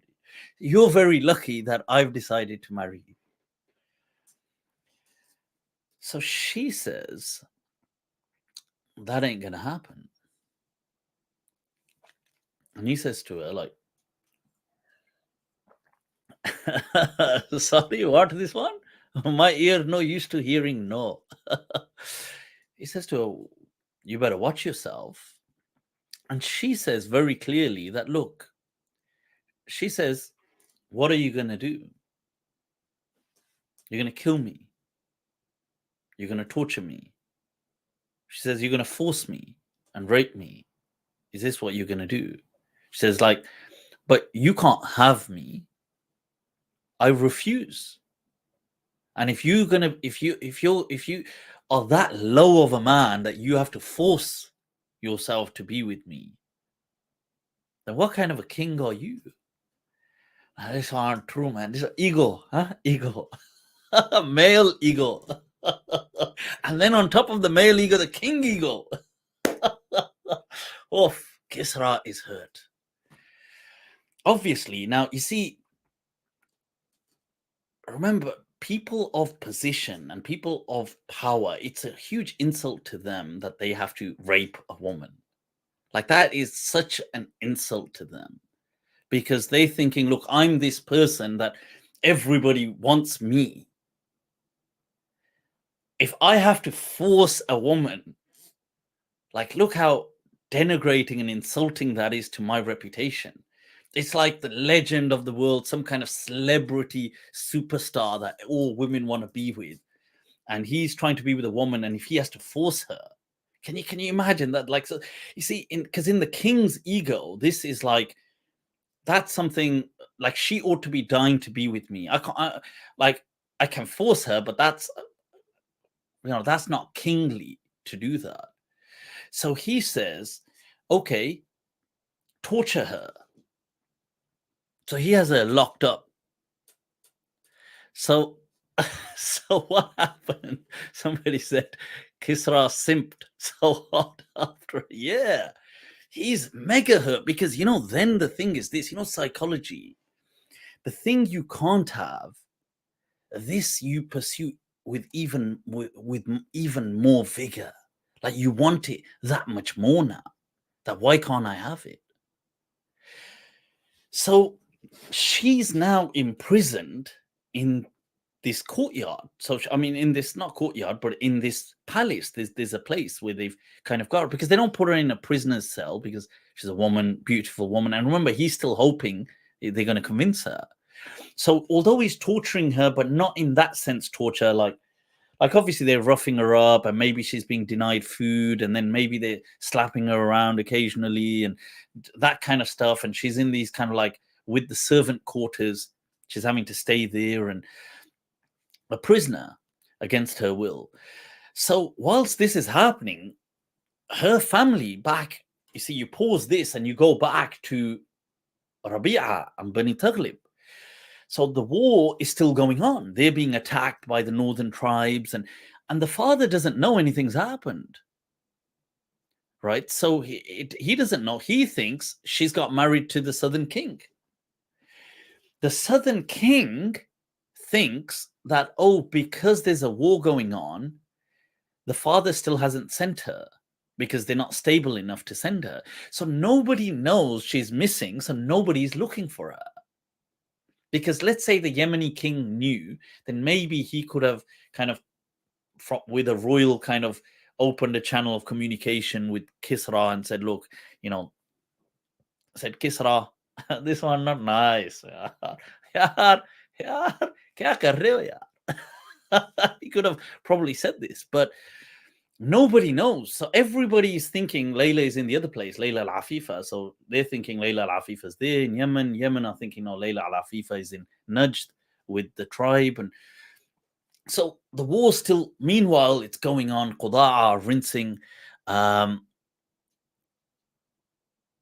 Somebody said, I wonder if it was common for the ancient Persians and Arabians to be multilingual. Many of them were that had close alliances. The ones who had alliances often were. So, and hence you see certain Farsi words creep into Arabic as well because of them being used so much. Right. So, whilst this is happening, the northern tribes like Quda'a, Tai are rinsing Rabi'a. They make a mistake. Is it mistake? Ghalti is a mistake. You know, sometimes people make a mistake by trying to be good. See, they realize they also have heard of the reputation of Barraq ibn Rawhan. They think, Barraq, Don, huh? Daddy. This one, Daddy, huh? Daddy Don. So they don't want to mess with him, to be honest, because they knew a lot of their soldiers and a lot of their people, they just have a fear in their hearts about him. But they were really glad he had abstained from this war because it gave their soldiers much more courage. So what happens is one of them, out of this happiness, decides to send him a gift to say thank you for abstaining. Your ethics, huh? Ethics. So this gift comes to Barraq, is this kind of soul ranger, solo. He's going solo in the mountains, Devdas mode. He's like just him, his alcohol. Doesn't want to speak to people. He has a little, he has a little kind of crew that are around with him, and they just live together. Suddenly they get this gift. They're like, what's this about? They go, oh, this is from Tai and Quda'a. They're like, why? They go, no, they're thanking you. He goes, why are they thanking me? They go, no, because you abstained. This hits him like an insult. That, wow, that, because remember, he was a very dignified person. He thought, is this the propaganda that you guys are that you guys are spreading, that I'm in cahoots with you? It's like, you guys. It's like, who the hell are you? So he says to his people that, you know what, take these gifts back and tell them that forget the gifts, I am coming. I is coming. Boy, this sent tremors. Obviously, this had Rabi'a got so, when they heard the news, they were jumping in joy. Because, sometimes it's just the person, that فَمَا كَانَ قَيْسٌ هُلْكُهُ هُلْكَ وَاحِدٍ لَكِنَّهُ بُنْيَانُ قَوْمٍ تَهَدَّمَ. See, sometimes a person holds people together, serves as the social glue. His presence, just knowing that he's there, it mobilizes people. And this news catalyzed the strength in Bani Rabi'a. And they start to fight, and he comes and he joins them, and this fighting is taking place, and all of a sudden, the spirit the opposing tribes can feel it, and they start to back off. So this is going on. So they eventually come to a truce. So this is what's happening, but we got to pause this for a moment. We got to go back to the palace, man. The palace, royal palace. In the royal courtyard, royal court, Laila al-Afifa, it's been weeks and months now. She refuses to give herself to the Sassanid king. And this is like an insult. But she's like one of the servants, like that. She's wandering around, doing stuff, cleaning, whatever. She comes across, she's outside the palace because they had to obviously work with certain animals as well and stuff. But this is in Persia. And she sees a shepherd, this kind of like nomad guy that looks like an Arab. Because you wouldn't really get Arabs over there. So she calls out to him. And she says, Hala anta Arabi? Are you an Arab? And he says, yeah. And he says, I'm from such and such tribe, like some northern tribe. She says, have you heard of Barraq ibn Rawhan? And he goes, have I heard of Barraq? Who hasn't heard of Barraq ibn Rawhan? She says, could you do me a favor and get this poem to him? So the guy says, she goes, it's necessary, it's a must. Please get this poem to Barraq. So he says, all right. So she says this line of this poem. She says these few lines that are like, Ala layta lil barraqi aynan fatara. If only Barraq had an eye that could see. Ma ulaqihi min buka'in wa ana. What I am facing from torment and tears. And so she says, and it goes on. She mentions certain things. She says about her. She says that you can chain me, that qayyiduni, ghalliluni, that chain me, torment me, punish me, whatever you want to do, but I will never kind of give myself to you. And she expresses that in the face of this, I've already accepted death. So this poem now, she tells this guy this poem. She doesn't say who she is. She just says, like, say this poem. I mean, she does say that you can, if he asks, it's Laila, but say this poem. You have to say this poem. Now, this reaches Bani Taghlib and reaches Barraq. Barraq is gobsmacked that, wait a minute, I thought she's in Yemen with this king. She's married. She's a slave by Kisra, the Persian king. He goes absolutely wild. He says that, you know what? Here and now, I'm rallying a cry. Against who? Check this out. Against Kisra. I'm rallying a cry against Kisra. Obviously, his tribe and Bani Rabi'a, they rally around him anyway because he is who he is. And in her poem, she had actually addressed her tribe and neighboring tribes, saying that shame on you all, that a woman is taken and you guys, just can do nothing about it. So their tribe rally around him. He mobilizes them, says, let's march up towards this palace. Let's go. We're going north. And this news reaches out to other tribes. And it's interesting that at this point they send this poem where he addresses Mudar, from where tribes like Banu Tamim and even Quraysh are from. But Quraysh are not at this part of Arabia, they're in Mecca, but you have tribes like Banu Tamim who are fighter tribes. They were known for fighting, but they send this message to Mudar. And Rabi'a hate Mudar and vice versa. But they say that, Mudar, that if you don't stand up for this, then shame on you. That an Arab woman could be snatched. And, you just basically, because of your differences, you don't kind of rise. And they say that if you don't, fine, but shame on you. And he obviously mobilizes Rabi'a and they move up.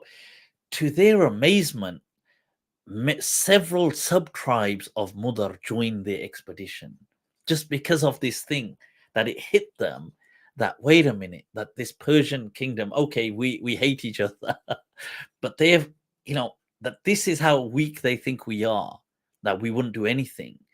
This is one of the few occasions ever in pre-Islamic Arabia where these diverse tribes actually were united under a cause. And that too, such a noble cause. And they attack the Sassanid, that Sassanid fort and that palace. Now remember, the Sassanid kings the king didn't know this was about to happen. So when they come, hundreds and hundreds of them, they start fighting and these soldiers try to fight, but these guys were ruthless. Bani Rabi'a were like ruthless fighters anyway. And then you had Tamim joined them, and this is one of the times they fight side by side. That the Persian soldiers, many of them are killed, and the others just kind of like crap it, like they think like, what the hell's going on? How are we under siege? So many of them flee because it comes as such a shocking surprise.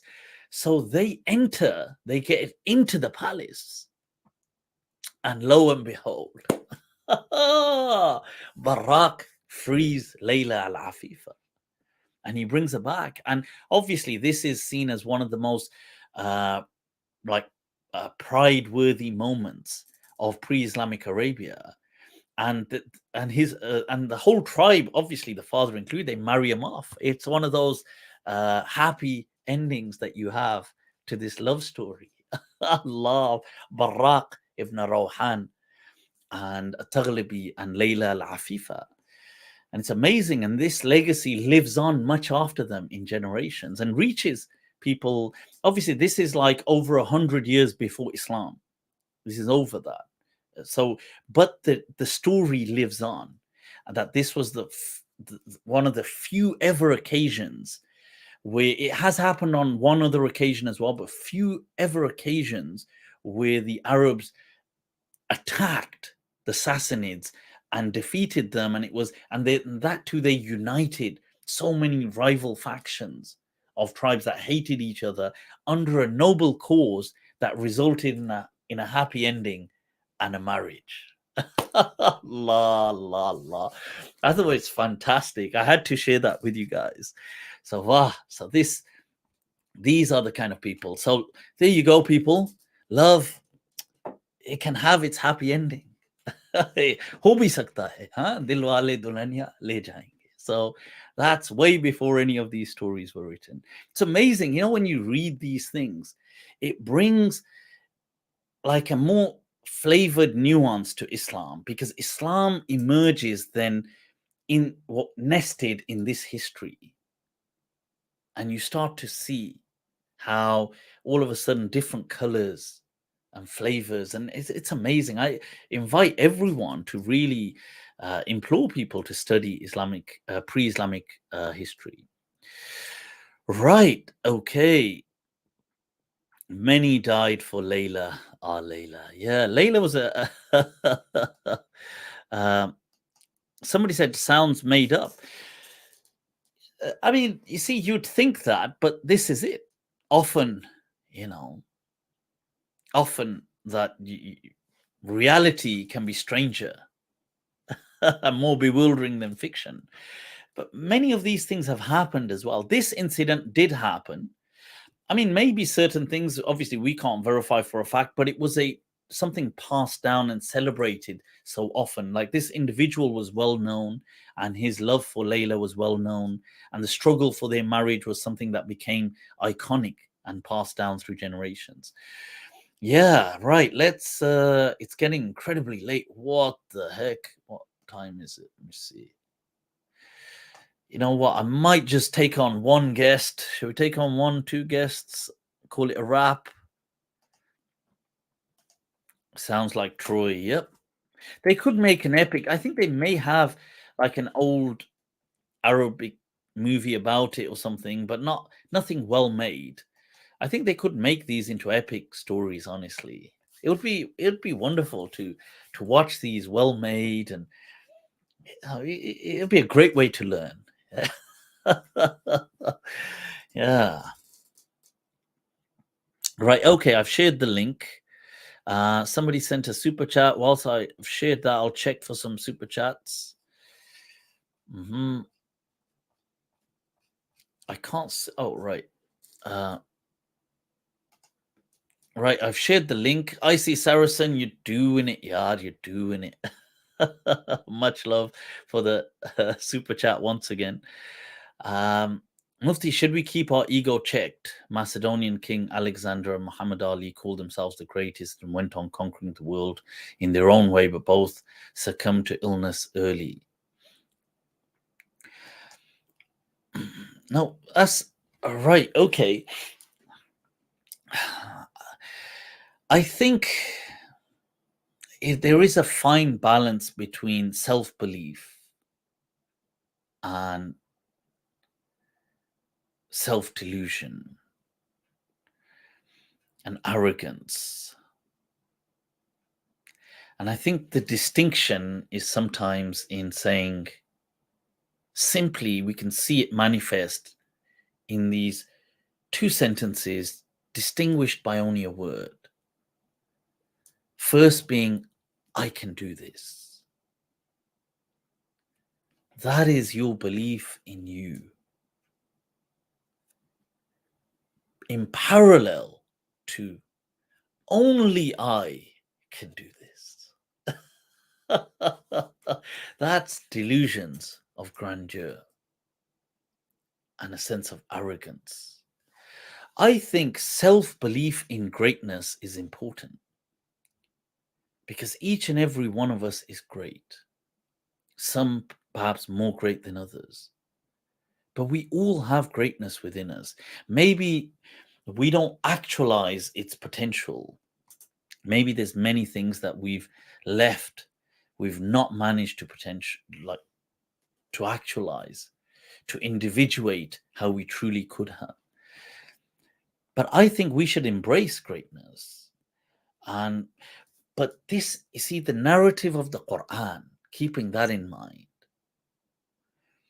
that the greatness is there, and wanting that, there's nothing wrong with that. Look, وَجَعَلْ لِي لِسَانَ صِدْقٍ فِي الْآخِرِ. Allah. You see, greatness wants greatness. Nothing wrong in wanting it, because it is a noble greatness. Yusuf alayhi salam says, اجعلني على خزائن الأرض. You know, and the person's thinking about the problems of the kingdom. Make me the treasurer. Inni alayha alimun hafiz. I'm somebody incredibly knowledgeable. Allahu Akbar. But how do they nest that? They nest in, this is the Quranic, this is the amazing Quranic narrative, that it tells you to embrace the greatness, but nests it in this gratitude to God. Inna Rabbi. See, my Lord has given me this. So I think, and you're right, it could be at times, there could be a very thin rope that people are walking and they may fall into grandeur. In fact, Muhammad Ali, in an interview himself, he says that, he says, my illness is one of the best things that happened to me, because he says it reminded me that God is the greatest and not me. And I think Muhammad Ali was an amazing, may Allah bless him, just a superhuman being of this, of our times.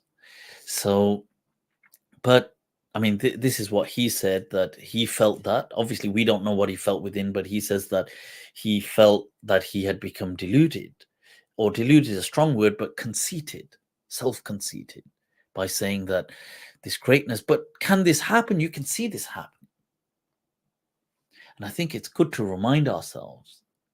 And this is why sometimes it's good to, the imposter syndrome. I think at times this is a good blessing, but to be obviously consumed by that is would be a pathology. But otherwise, the imposter syndrome, it's good at times to have that.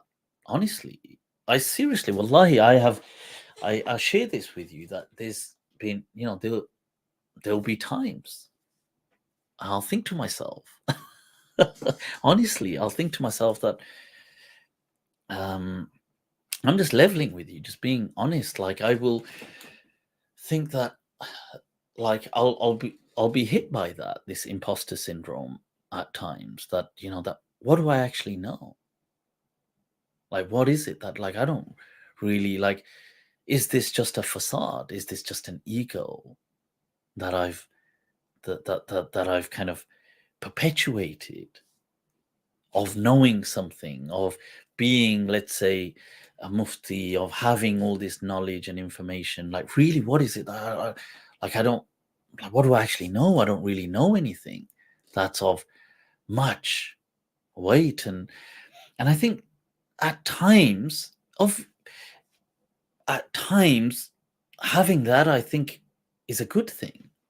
Obviously, if it becomes a constant, it's a pathology. You know, it's a sickness, then a psychological sickness. But just just some punctuations of it here and there, it's good. It's humbling because it reminds you, and I think that's important. But then at the same time, when it's not there, a person should, I think, embrace greatness and should aim for it. You know, the, aim for the stars. That's as it's been said, that if you miss, at least you'll land on the moon. I love that, because that's what you want to do. You want to aim like that, but just nest it in your gratitude to God. Alhamdulillah, that look what Allah has given me, and if He's given me this, He'll give me exponentially more. That la in shakartum la azidannakum. Remember that like a mantra. La in shakartum, if you are grateful, la azidannakum, I will increase. So remember that. I'll share the link again. We've got some people, I think, already. Right, let me take out my earphones. All right. Can all passengers please fasten their seatbelt? Right. So who have we got here? We've got okay, a few people already waiting. All right, doing it. Let me just shall we Jawad. We've got Jawad. First of all, let me bring on Imam Jawad. Assalamu alaikum. Assalamualaikum. How are you? Alaikum salam. Jawad, Maulana, كيف الحال? أنا بخير الحمد لله. How are you? I'm good, man. I'm good. Alhamdulillah, alhamdulillah. I was just हाल बद ना गुफ्तनी है मेरा आपने पूछा तो मेहरबानी की Allah. क्या बात है, क्या बात है. I was just thinking about what you were saying right now, about how you were saying about greatness, right? And I think sometimes when we imagine greatness, we make a mistake. And what I mean by we make a mistake is we think of greatness as the people who are known, the people who Okay. are at the forefront, like the big examples. Okay. But there are a lot of people who manifest greatness, but they're not very well known. And sometimes you find that those are the people who are behind such great people. And what I mean by that is they are the Yeah. mentors, they are the teachers, they are the The greatness a parent could be manifesting in nurturing and upbringing a child. You mean in this kind of, yeah, that's just coming to my mind when you're saying that. yeah, not just child, but it could be in general, right? Like Yeah. teachers and Teachers, of course. I mean, as an these example, that was just these one instance, but yeah. yeah. So things in, yeah, that's so well said. No, shukran for saying that, because you're absolutely right, and that's also like in the hadith that inna Allah katab al ihsan, that God has written this kind of this grace of perfection fi kulli shay, in everything, that whatever you do, like if you're gonna fold put away your clothes, put them away by folding them and tidying them away, that there is a grace of perfection to it. And yeah, so Yeah, no, I so think I'm really glad you said that. yeah, so I was just thinking about that, and then I was thinking sometimes I think, in fact, it's actually greater if you're not known than if you are known, because that has Yeah, its own benefits, right? Like, 100%, like for 100%. example, Yeah. if you just look at it on a small scale, if you are a known, for example, a Quran a Qur'an or a Quran teacher, maybe everyone says, MashaAllah, he's a Quran teacher and all this. But maybe if people don't know you and you're nurturing all these young children, you're helping them, become better reciters, understand the Quran and teach it forward, and nobody knows you, right? Sometimes that could be a way of protection from, getting that mindset of, oh, look at me, I'm so great, I'm Yeah, doing such great things, 100%. Yeah, right? it definitely has creates a more healthier environment for keeping sincerity at the heart of it. Because I think I was just speaking about this yesterday with, actually, I was speaking to uh, Jawad as well, Dr. Jawad um, Hashmi from Harvard, and I've had him on a mind trap previously.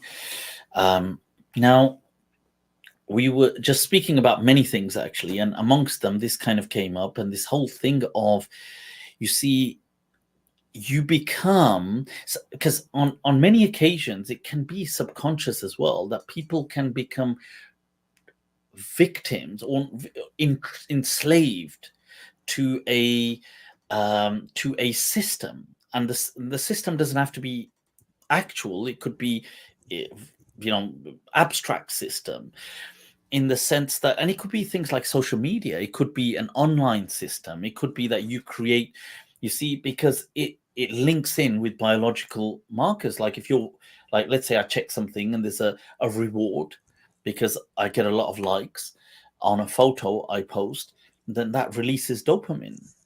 Now, you see, now if I don't get that tomorrow, you see, I feel a lack of something, and now I'm chasing it now, even if I'm trying to be sincere, but I'm already become enslaved by a system. And we were actually talking also about crowds and followings, and it's interesting how that, you see, especially as an imam or a religious person, that speaks and teaches, you see, your crowd can start they can start exercising control on you, albeit unconsciously, because a person plays out to the crowd, because the crowd will, if you want something. And a good thing of this is, one of my professors, when I was studying psychology, he said this, that what their actual class did in psychology as an experiment on their professor of psychology. So what they did without him knowing, so the professor, This is too much psychology going on. yeah, this is what they did is they decided that this half of the kind of hall, so they had them in the university, that side and this side, just seating. This half is going to not make eye contact with the professor when he's talking. So he's on the stage and he's kind of standing there. They never had a podium. He would just stand there and just kind of lecture. Yes. And they're not going to make eye contact. They're just going to look down either at the textbooks or look somewhere else, but they're listening but not really looking. And that side will always look at him. So what happens is, the professor, and he doesn't know about this. This is obviously, they've just decided this, the students. Because when he's talking, like, he's looking at these guys are not looking back, and he's talking now, he looks at them and they're looking. So what happens is, he spent most of the entire lecture on this side of the stage, this side, just looking at these people without even knowing. You see, they had, even though they had planned it, So to he see was sorry, he was looking at the side that was looking at and him, not correct? just looking, he had walked over to that side of the stage unconsciously, like whilst he's talking. So, because people gravitate to attention, it's just psychology within us. We do that unconsciously. If we see attention, we gravitate to it. So if I'm talking now, you're looking at me now. If there was a person here and I'm talking, he's not looking, I'm naturally going to engage with the one that is looking. So the professor unconsciously gravitated towards that side of the stage and spent the most of that lecture there on that side, as opposed to being in the middle, or where he normally, or on the other side, or being equal, walking around. And this goes to show that we subconsciously do this, and there's many experiments on this. And you see, imams, maulanas, sheikhs, scholars, it's the same thing. That, you see, you get a certain crowd that could be in a certain way, and then you don't have your freedom, or your sincerity can sometimes become compromised, unfortunately. Yeah, so that this was, I think, it's a very important topic. I Yeah. think, to your point, when I first started, like giving khutbahs or anything, like publicly speaking.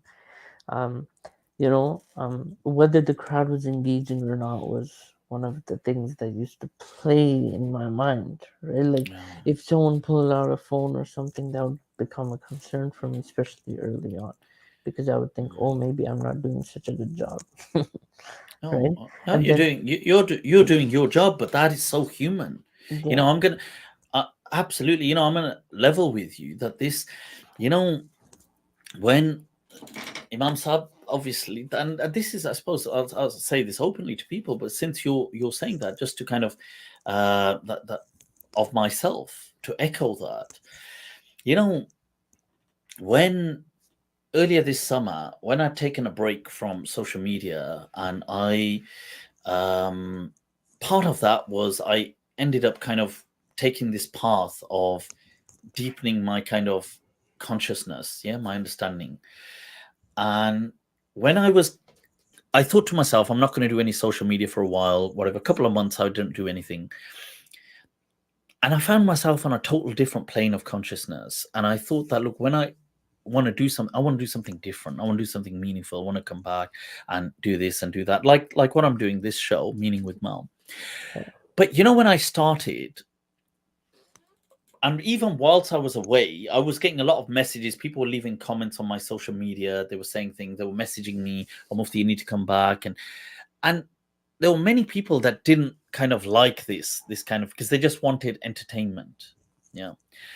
And it meant in turn that I was losing added subscribership. So like the kind of people subscribing, the added numbers started to rapidly decrease. Yeah. Now I have to say that, that's the time I saw this come up, like, as an ego. I saw it manifest, and I have to say, I felt, if I'm going to be honest, I felt it, like, and I felt it like it kind of hit me with it brings its pains with it, a pain that you feel that, oh my God, this is going down. Numbers, you see, there's an incredible thing about numbers decreasing and the impact it has. And I thought to myself, and this, this is where you get those waswasi, and the people would be like, and I thought to myself, oh, maybe, you get these whispers, and I thought maybe, and then I remembered that, look, isn't this the very thing that I would criticize and condemn, that a person ought to always speak with their passion, do where they go, where their heart is, even if it isn't going, even if it means a loss. And I have to say, by taking that step, it really, once you take it, that ego thing kind of dissipated, yeah, it just and you disappears. accept it, and there's such a peace in that, in coming. But it's strange, because you'll notice it still, like, you'll notice it and you'll be like, well, and but now you're completely, like, ambivalent to it. Yeah. Exactly. Like now, if I ever see somebody like the same thing now, like if I were to see it now, like somebody like gets distracted or something, I just think, okay, he got distracted. That's none of my business. I just need to focus on my message, and the people who will the people who will take something good away from it. And Yeah. I always remember the story of the Sufi Bayazid Bustami. Okay. So Where's it? so when so when Bayazid was a child, he used to. So basically, Bayazid says this to one of his students. He says that, when I was a child, I used to think, when I grow older, I'm going to change the whole entire world. I'm going to change everyone. And then Bayazid says, rahimahullah, that as I grew older, I started to realize in my teenage years the world is too big. I can't change the world. It's a great realization, So, man. so he said, I'll change sort of like what we would today call a country, right? So he said, I'll change this whole continent. Yeah. And then he grew a bit older, and then realized the continent is too big too. So as he kept growing older and older and older and older, and as he reached his old age, Bayezid Rahimahullah says that I should have Uh, just changed myself change myself. instead of worrying about others. There is a beauty in that recognition, though. So, There is a beauty. so I just love that when I read it, because I realized, before worrying about if other people are taking the messages and the lessons or not, it's whether I believe in what I'm speaking about and whether I'm taking away from it, right? Mm, So if I'm speaking about, for example, purification of the heart, what am I taking away from that, yeah, lecture or sermon? And then am I applying it? Because if I'm 100%. because if I'm preaching something and I'm not, and I don't believe in it, or I'm not applying it, then what's the use, right? Mm, It's as useless as me not giving it at all, right? I might as well not give it that's at it. all. That's So it. And yeah, and a person really, you know, follow your passion. Yeah. And yeah. that's, and it is difficult, you're right. I think it becomes more difficult in a world where everybody's observing you, because it's so easy to become a victim of the glance, and then to become, the glance is, it's I think there could just be like an incredible lecture on just the glance in and of itself, and the power of the glance, isn't it? It's amazing, because once something comes into, at a quantum level, it changes reality. Hmm. Just by glancing, the electron behaves differently once it becomes observed, the Copenhagen, right up to the divine, where we become, once we become cognizant of being under the glance, our behavior changes, Yeah. and everything in between. It's amazing, I think. Yeah, Wow. yeah, for sure. Yeah. Yeah. Jawad, no, Just I think, just yeah, last point on me, of just course, yeah. because of just in relation to your title. Your title for the live stream was "Your Legacy Awaits." So just last Yeah, point on this, sure, of course. just for myself as a reminder, and then for the audience, that just remember that your legacy does not mean that it has to be known for the whole entire world. And Mm, it also yeah. does not mean that your legacy has to be specifically in a public eye. You can have Wow. a legacy that you leave behind that only affects 10 families, but it leaves such a mark that it Wow, changes those it's 10 amazing, families' man. lives. It's not about how many people Yeah, you change, it's about the quality. If yeah. you can change one person yourself, even that in and of itself is a It's a legacy. legacy. Wow, that is so. Wallahi, I'm so glad you said that, because it is so, uh, it's so important to caveat that whole thing with this statement, because a legacy should not be conflated with populism, with this sense of numbers of an audience, the quantity of an audience, or even being You see, the whole thing about a legacy is it's something after you, isn't it? So sabse pehle, the first thing is you're removed from the equation.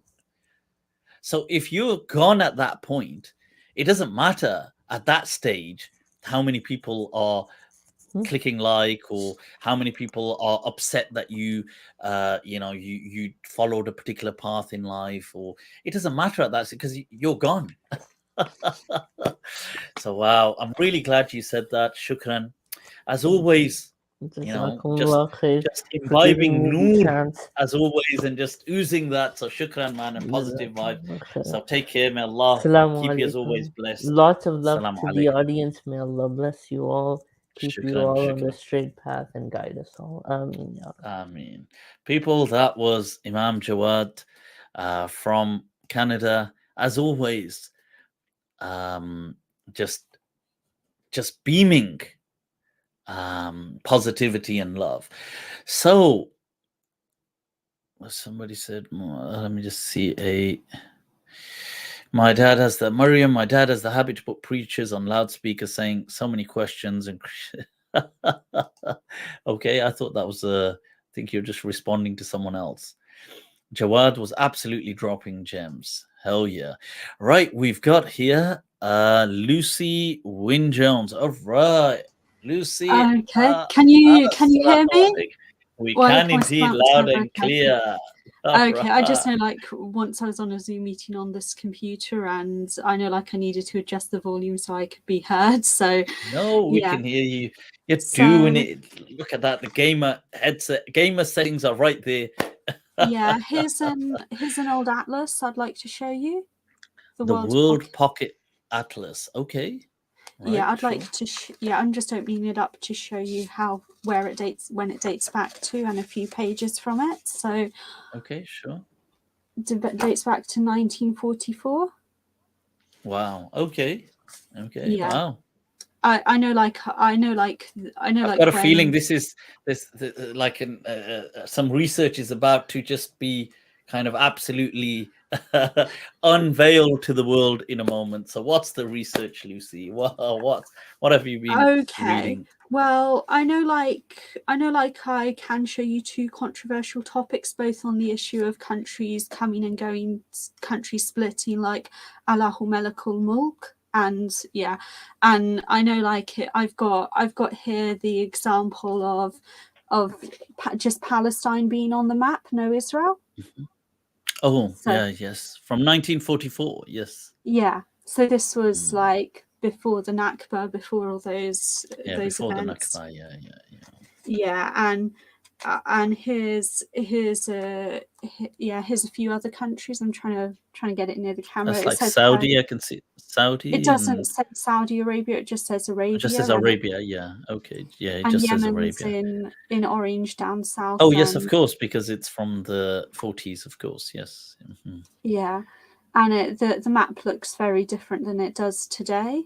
Yes, and of course. Qatar was probably not even a country. No, it would. It wouldn't be. Neither would the other.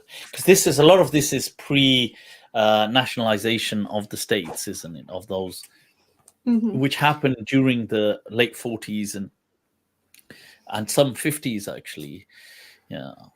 Yeah, and also here's the Indian subcontinent, which includes Pakistan wouldn't have. Yeah, it wouldn't have existed not on the map till 1947. So yeah, and it just shows this.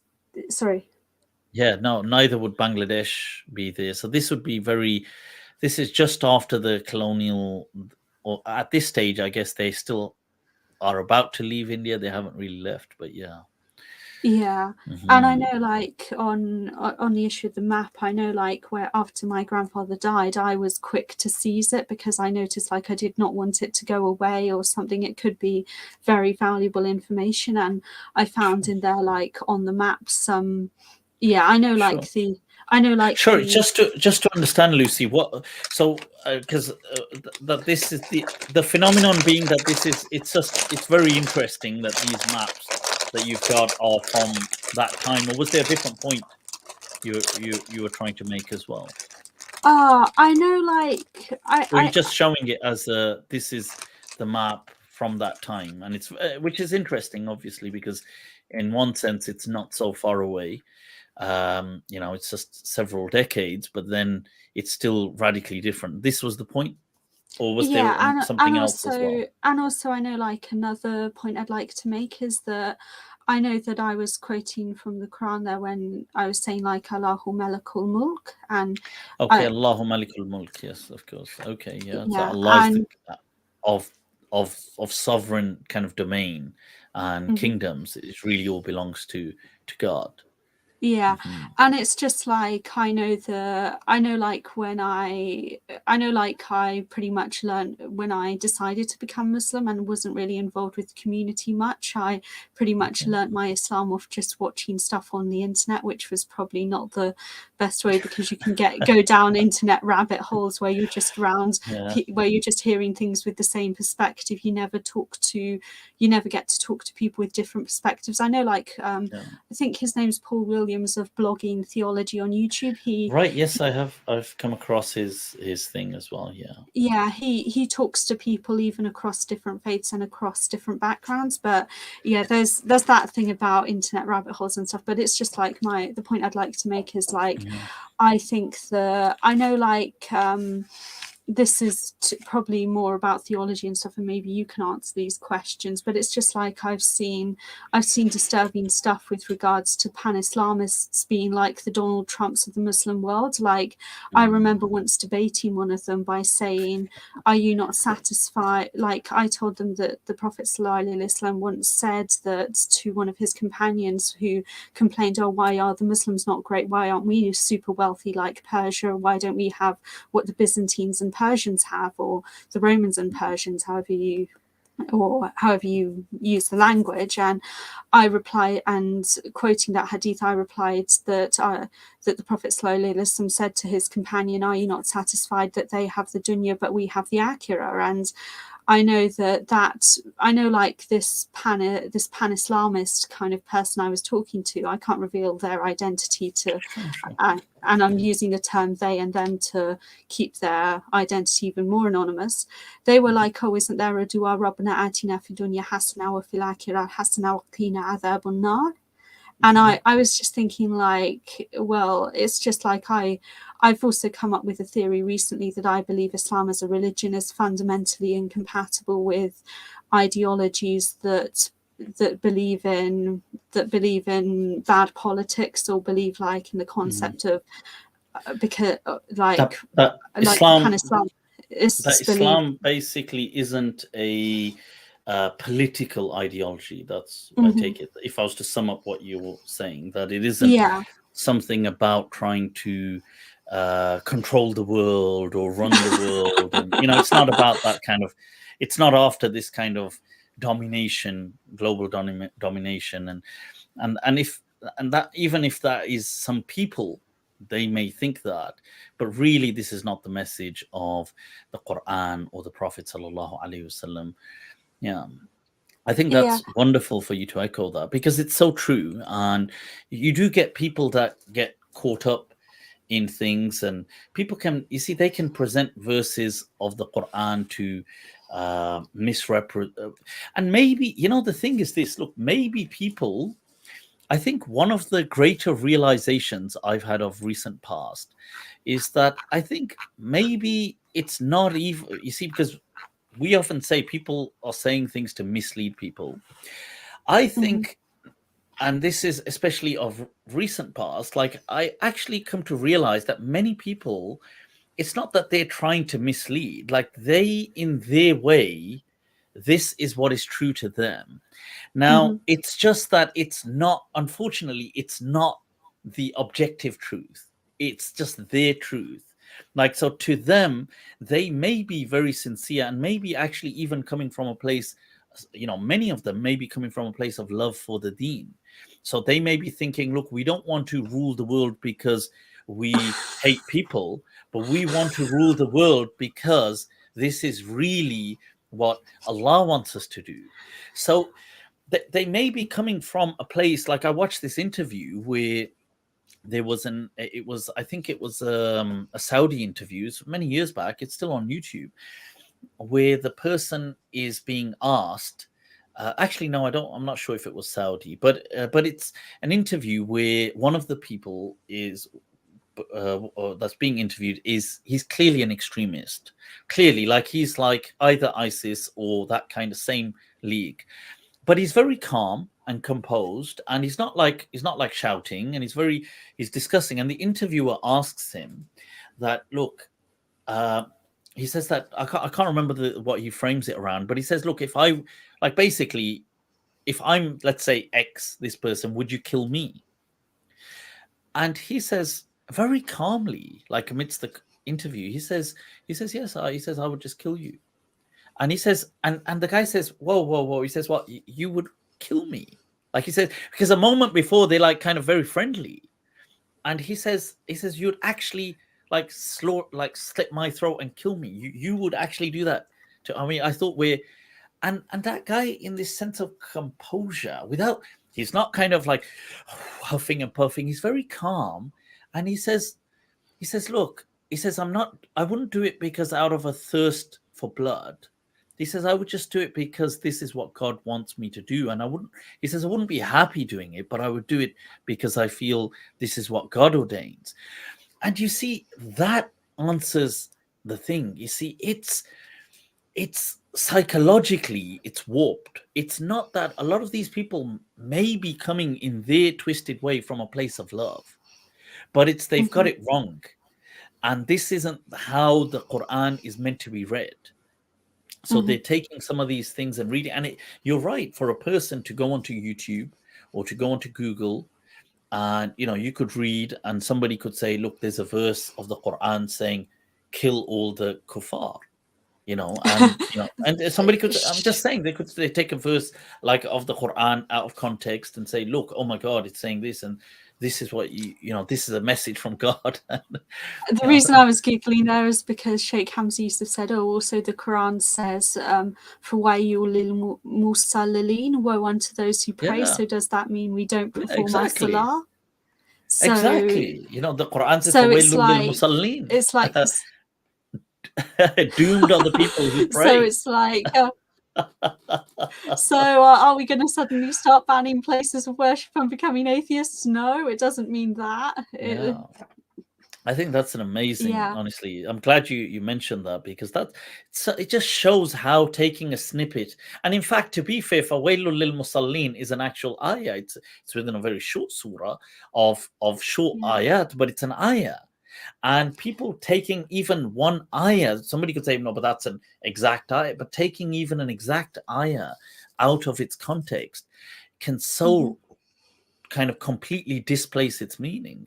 So if musallin doesn't just mean to make a normal prayer like dua, it means to offer salah. So doomed are the people who offer salah. So it's I'm really glad you mentioned that. الَّذِينَ هُمْ عَنْ صَلَاتِهِمْ سَاهُونَ الَّذِينَ هُمْ يُرَاءُونَ وَيَمْنَعُونَ الْمَاعُونَ. So it's about, in the context, it's about people who are insincere, and it was revealed in the time of a Jahili society, whereby they would shun the yatim, the orphans, and they would do those sorts of things. And that verse about kill them wherever you find them, that's in the context of battle. It doesn't mean, and it doesn't mean it doesn't mean anything silly like that. So that's how to absolutely and that. This thing about Surah Ma'un, it's in many ways like an extension of the Samaritan narrative and parable from the Gospels, because you see, you have what it's saying, that people who deny and people who do this, but you will encounter, just as the Sadducee and the Pharisee, these people, they walk past this person who is completely distraught and on the way, but nobody helps him. But you see, one of them is a priest who has to see to prayers, so he can't help someone. And it's the same thing here. It's saying, look, wailul lil musallin. Yes, it does say on salatim sahun alladhina hum yura'un, but it ends with the actual the key reason, the crowning is وَيَمْنَعُونَ الْمَاعُونَ. See, these people, they refuse to offer homely assistance. And ma'un it could have been as little as things like pots and pans and cutlery, which are basically home utilities. That's what ma'un just means, home utilities. People would refuse to, why should I help them give?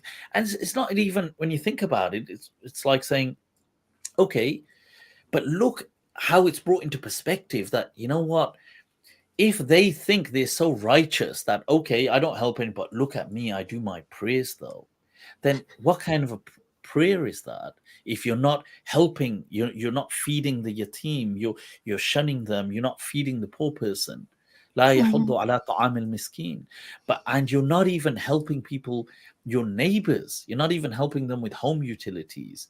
Like, what kind of an insan are you? So it's honestly, it's one of my most favorite surahs, in it being so short and rapid, because when it starts, it's an absolute, it has like this volta, because it starts off أَرَيْتَ الَّذِي يُكَذِّبُ بِالدِّينِ, that do you see the person who denies this whole, the reckoning, and you think فَذَلِكَ الَّذِي يَدُعُّ الْيَتِيمِ is the person who kind of shuns the وَلَا يَحُضُّ عَلَى طَعَامِ الْمِسْكِينِ. And it's all this build up, and you think Allah will say فَوَيْلٌ لِلظَّالِمِينَ. So what doomed are the oppressive, or doomed are the transgressors, or doomed are the, let's say it's going to say those who disbelieve in doing good, doomed are they, or doomed are those who, the fasiqeen, or doomed are the kadhibeen, but no, it says, and this is the volta, the kind of twist, that it says fawailun lil musallin, doomed are the people who pray. And you think, well, where did that even come from?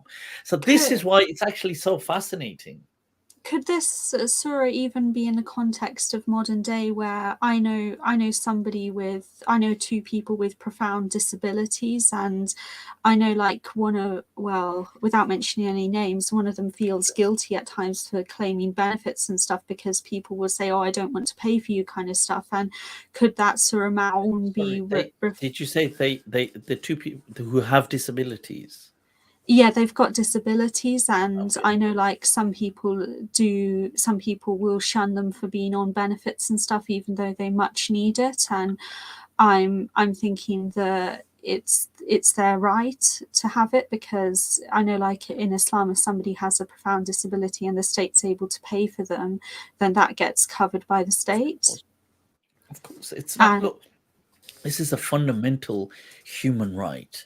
In Islam, the whole concept of the community was that it takes care of the sick, it takes care of the elderly, it takes care of the weak, it protects the weak, it feeds the hungry, and it shelters those who need refuge. Now, this on a greater scale is then projected in a modern setting, is projected, this community setting is projected onto the state, which is obviously a modern notion in that sense. But these teachings are in Islam, and it is an entitlement. It's something that they have a right to be protected. They have a right to be, and a person with a disability, first of all, may Allah make things easy for them. And anybody and everybody that is suffering with any kind of disability, and some are more apparent than others. It's sometimes they're not so apparent, their disabilities, but anybody trying to make them feel bad is that person needs to be checked for some kind of pathology, psychological pathology, because what the hell are they like? How could you even do that? That's like, yeah, that's, honestly, in fact, it's fascinating. We were, in last month's book review, we covered about the bonobo chimps, and it was interesting that even in a monkey society, they found that where there was one of the chimps who had Down syndrome. So what the tribe, that chimpanzee or that monkey that had Down syndrome, could get away with stuff. Like, they wouldn't take it to task. So the other monkeys wouldn't, like, if it did things that other monkeys did, would be, let's say, beaten or whatever, they wouldn't. And it could take food before other monkeys did. It could, like, they had this allowance and recognition that this monkey has Down syndrome. So, or it has something, obviously some kind of issue with it. And they, as a tribe, they gave a concession for that. And I found that so, wallahi, so beautifully kind of like just reminiscent of, like, in the verses reminding us that, look, even when you look at creatures, umamun amthalukum, are these not also like nations in many ways like you that you can take examples from? Subhanallah. Yeah, I know one person with Down syndrome. I don't wish to disclose too much about them, but they're very happy because their mum's always making dua for them to be happy. So I believe, like, people with Down syndrome, their life is worth living because it's possible for them to be happy.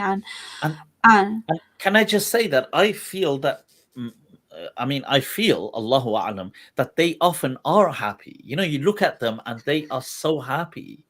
And because they don't, you see, obviously life is different, and maybe in many ways it's simpler. People may say this, but you can see that the true happiness in when they do things, and they like really. It's like people may say, oh, you know, that they don't have certain, but it's like with in that kind of that childlike happiness is seen with them. Is it not? yeah, Like I yeah, wherever I've kind of encountered it, I've seen it, and it's like, wow, like they are truly happy. May Allah bless them. I mean, wherever they are. I mean, Um, yeah. And also, this is off topic from other stuff we were just talking about, like we've talked about quite a few topics. I recently read or came across a hieroglyphic dictionary, and this is the ancient Egyptian language for the audience. And it was saying like, and I was reminded of a verse in Surah Taha where Musa alayhi salam makes the dua for Allah to loosen the knot of his واحلل tongue. عقدة من لساني يفقه قولي. Yeah. Yeah, in the ancient Egyptian language, which would probably be similar to the language that Prophet Musa alayhi salam was speaking, that also means remove. So, and it's understood in the tafsir that and the even the English interpretation. Well, I've got an English interpretation as well as the bits of the Arabic original Quran here with vowels and stuff. That was understood to mean remove that knot, so, or loosen it, because it was because that's probably how the ancient Egyptians understood, like removing their horses from being tied up, or camels if they had any. I think they did have horses in ancient Egypt. I'm unsure about whether or not they had camels, but ancient Egypt camels are domesticated, I think, later. Yeah. Yeah, and I know, like, I do have not that I might be able to show you other stuff, but I do have a I'm trying to dig it out just to show you. I'm not doing this to brag or anything, but just because I was talking about the issue of hieroglyphs, I do have a formal qualification in hieroglyphs. In hieroglyphs. Wow. Okay, Lucy, you're doing it, man. You're doing it. Can you read them with reasonable ease? Or? I can read some of them. I'm not fluent in them, and I know that the course did not teach me how to do it fluently, but I can read, like, I probably can read maybe about 20% of the symbols. So I know, like, most of the symbols in hieroglyphs is what's called determinatives or ideograms. These come at the end of the word and indicate what the word means. So it's like in Arabic, you have the triliteral symbol where there's 3 letters make up a word. And I know, like, in ancient Arabic, it was similar to that. So they did have, as you were saying, and I know, like, Paul Williams said like they had ideograms in early Arabic scripts, so they'd have. So I mean, they probably in some of the others, maybe the other Arabic, not the Arabic we have today, but the maybe Southern Arabic, what was called Khatt al-Musnad. So, but yeah, it's so fascinating, and that is incredibly interesting. You know, the part I didn't, when you said, was the point about Moses and the tongue, were you saying that was like an old Egyptian idiom? Is that what you were saying? It means that loosen means the same as remove, so it probably was the same. Okay, but what was the outcome? Like, why? Just to be clear, I didn't fully understand. Why were you mentioning how was that tying in? Was there something about that message? I'm just trying to find. Okay, if I may screen share. Okay, look at this. Yeah. Go on. Go for it. Let's. Yeah, okay. Yeah, okay, I can screen share now. Yeah, here's the Okay, so let me add this to. Oh, is that how this is the first time we're doing screen share on this, people? So this is how it works. Let me share this with you. Yeah, it's also an Ubuntu computer, so it's quite advanced. So, it's different than a Windows computer. An Ubuntu computer, I can do all sorts with. Or Okay, the Ubuntu's wow. more quick at doing websites, which is what I specialize in. You And design websites? yeah, I can do websites. Serious? Yeah. Okay, you know what? We should lean in on your expertise. Okay. Yeah. Awesome. So we'll be in touch with somebody and we'll connect. And because we're thinking of fixing up some websites. Okay. Yeah, I'm just trying to see. It was. I think it was IF something. Where is it? Loosen. Oh, it's not. Oh, okay. Okay. Well, it's somewhere in this document. I don't get what. Like, what's the purpose of this? What's going on? Like, you're trying to say. What are you trying to do? You're trying to show that it was a classic Islamic viewpoint as well. Is that? Oh, sorry, an Egyptian idiom, like that's how they spoke. Or you're saying this was also found in a hieroglyph? A similar kind of expression it was understood in hieroglyphs. Right. Okay, so they had an expression in hieroglyphs, which is not obviously Moses saying it. It's just amongst the pharaohs. Yeah. They would use that. Yeah. Right. Okay, that's the ancient Egyptians believed. And they would use it to mean what? Oh, to mean the same as remove, or like remove something. So, like, yeah, to unbind the knot. But would they use it with the word tongue, like it's used with tongue? Like they would say, is that exact same phrase found in hieroglyphics? That would be really fascinating. I think that would be an interesting research project. Okay, so it's not. Yeah, I'm not an Egyptologist yet. I'm focusing on. But you're saying, but it's got just unbind a knot.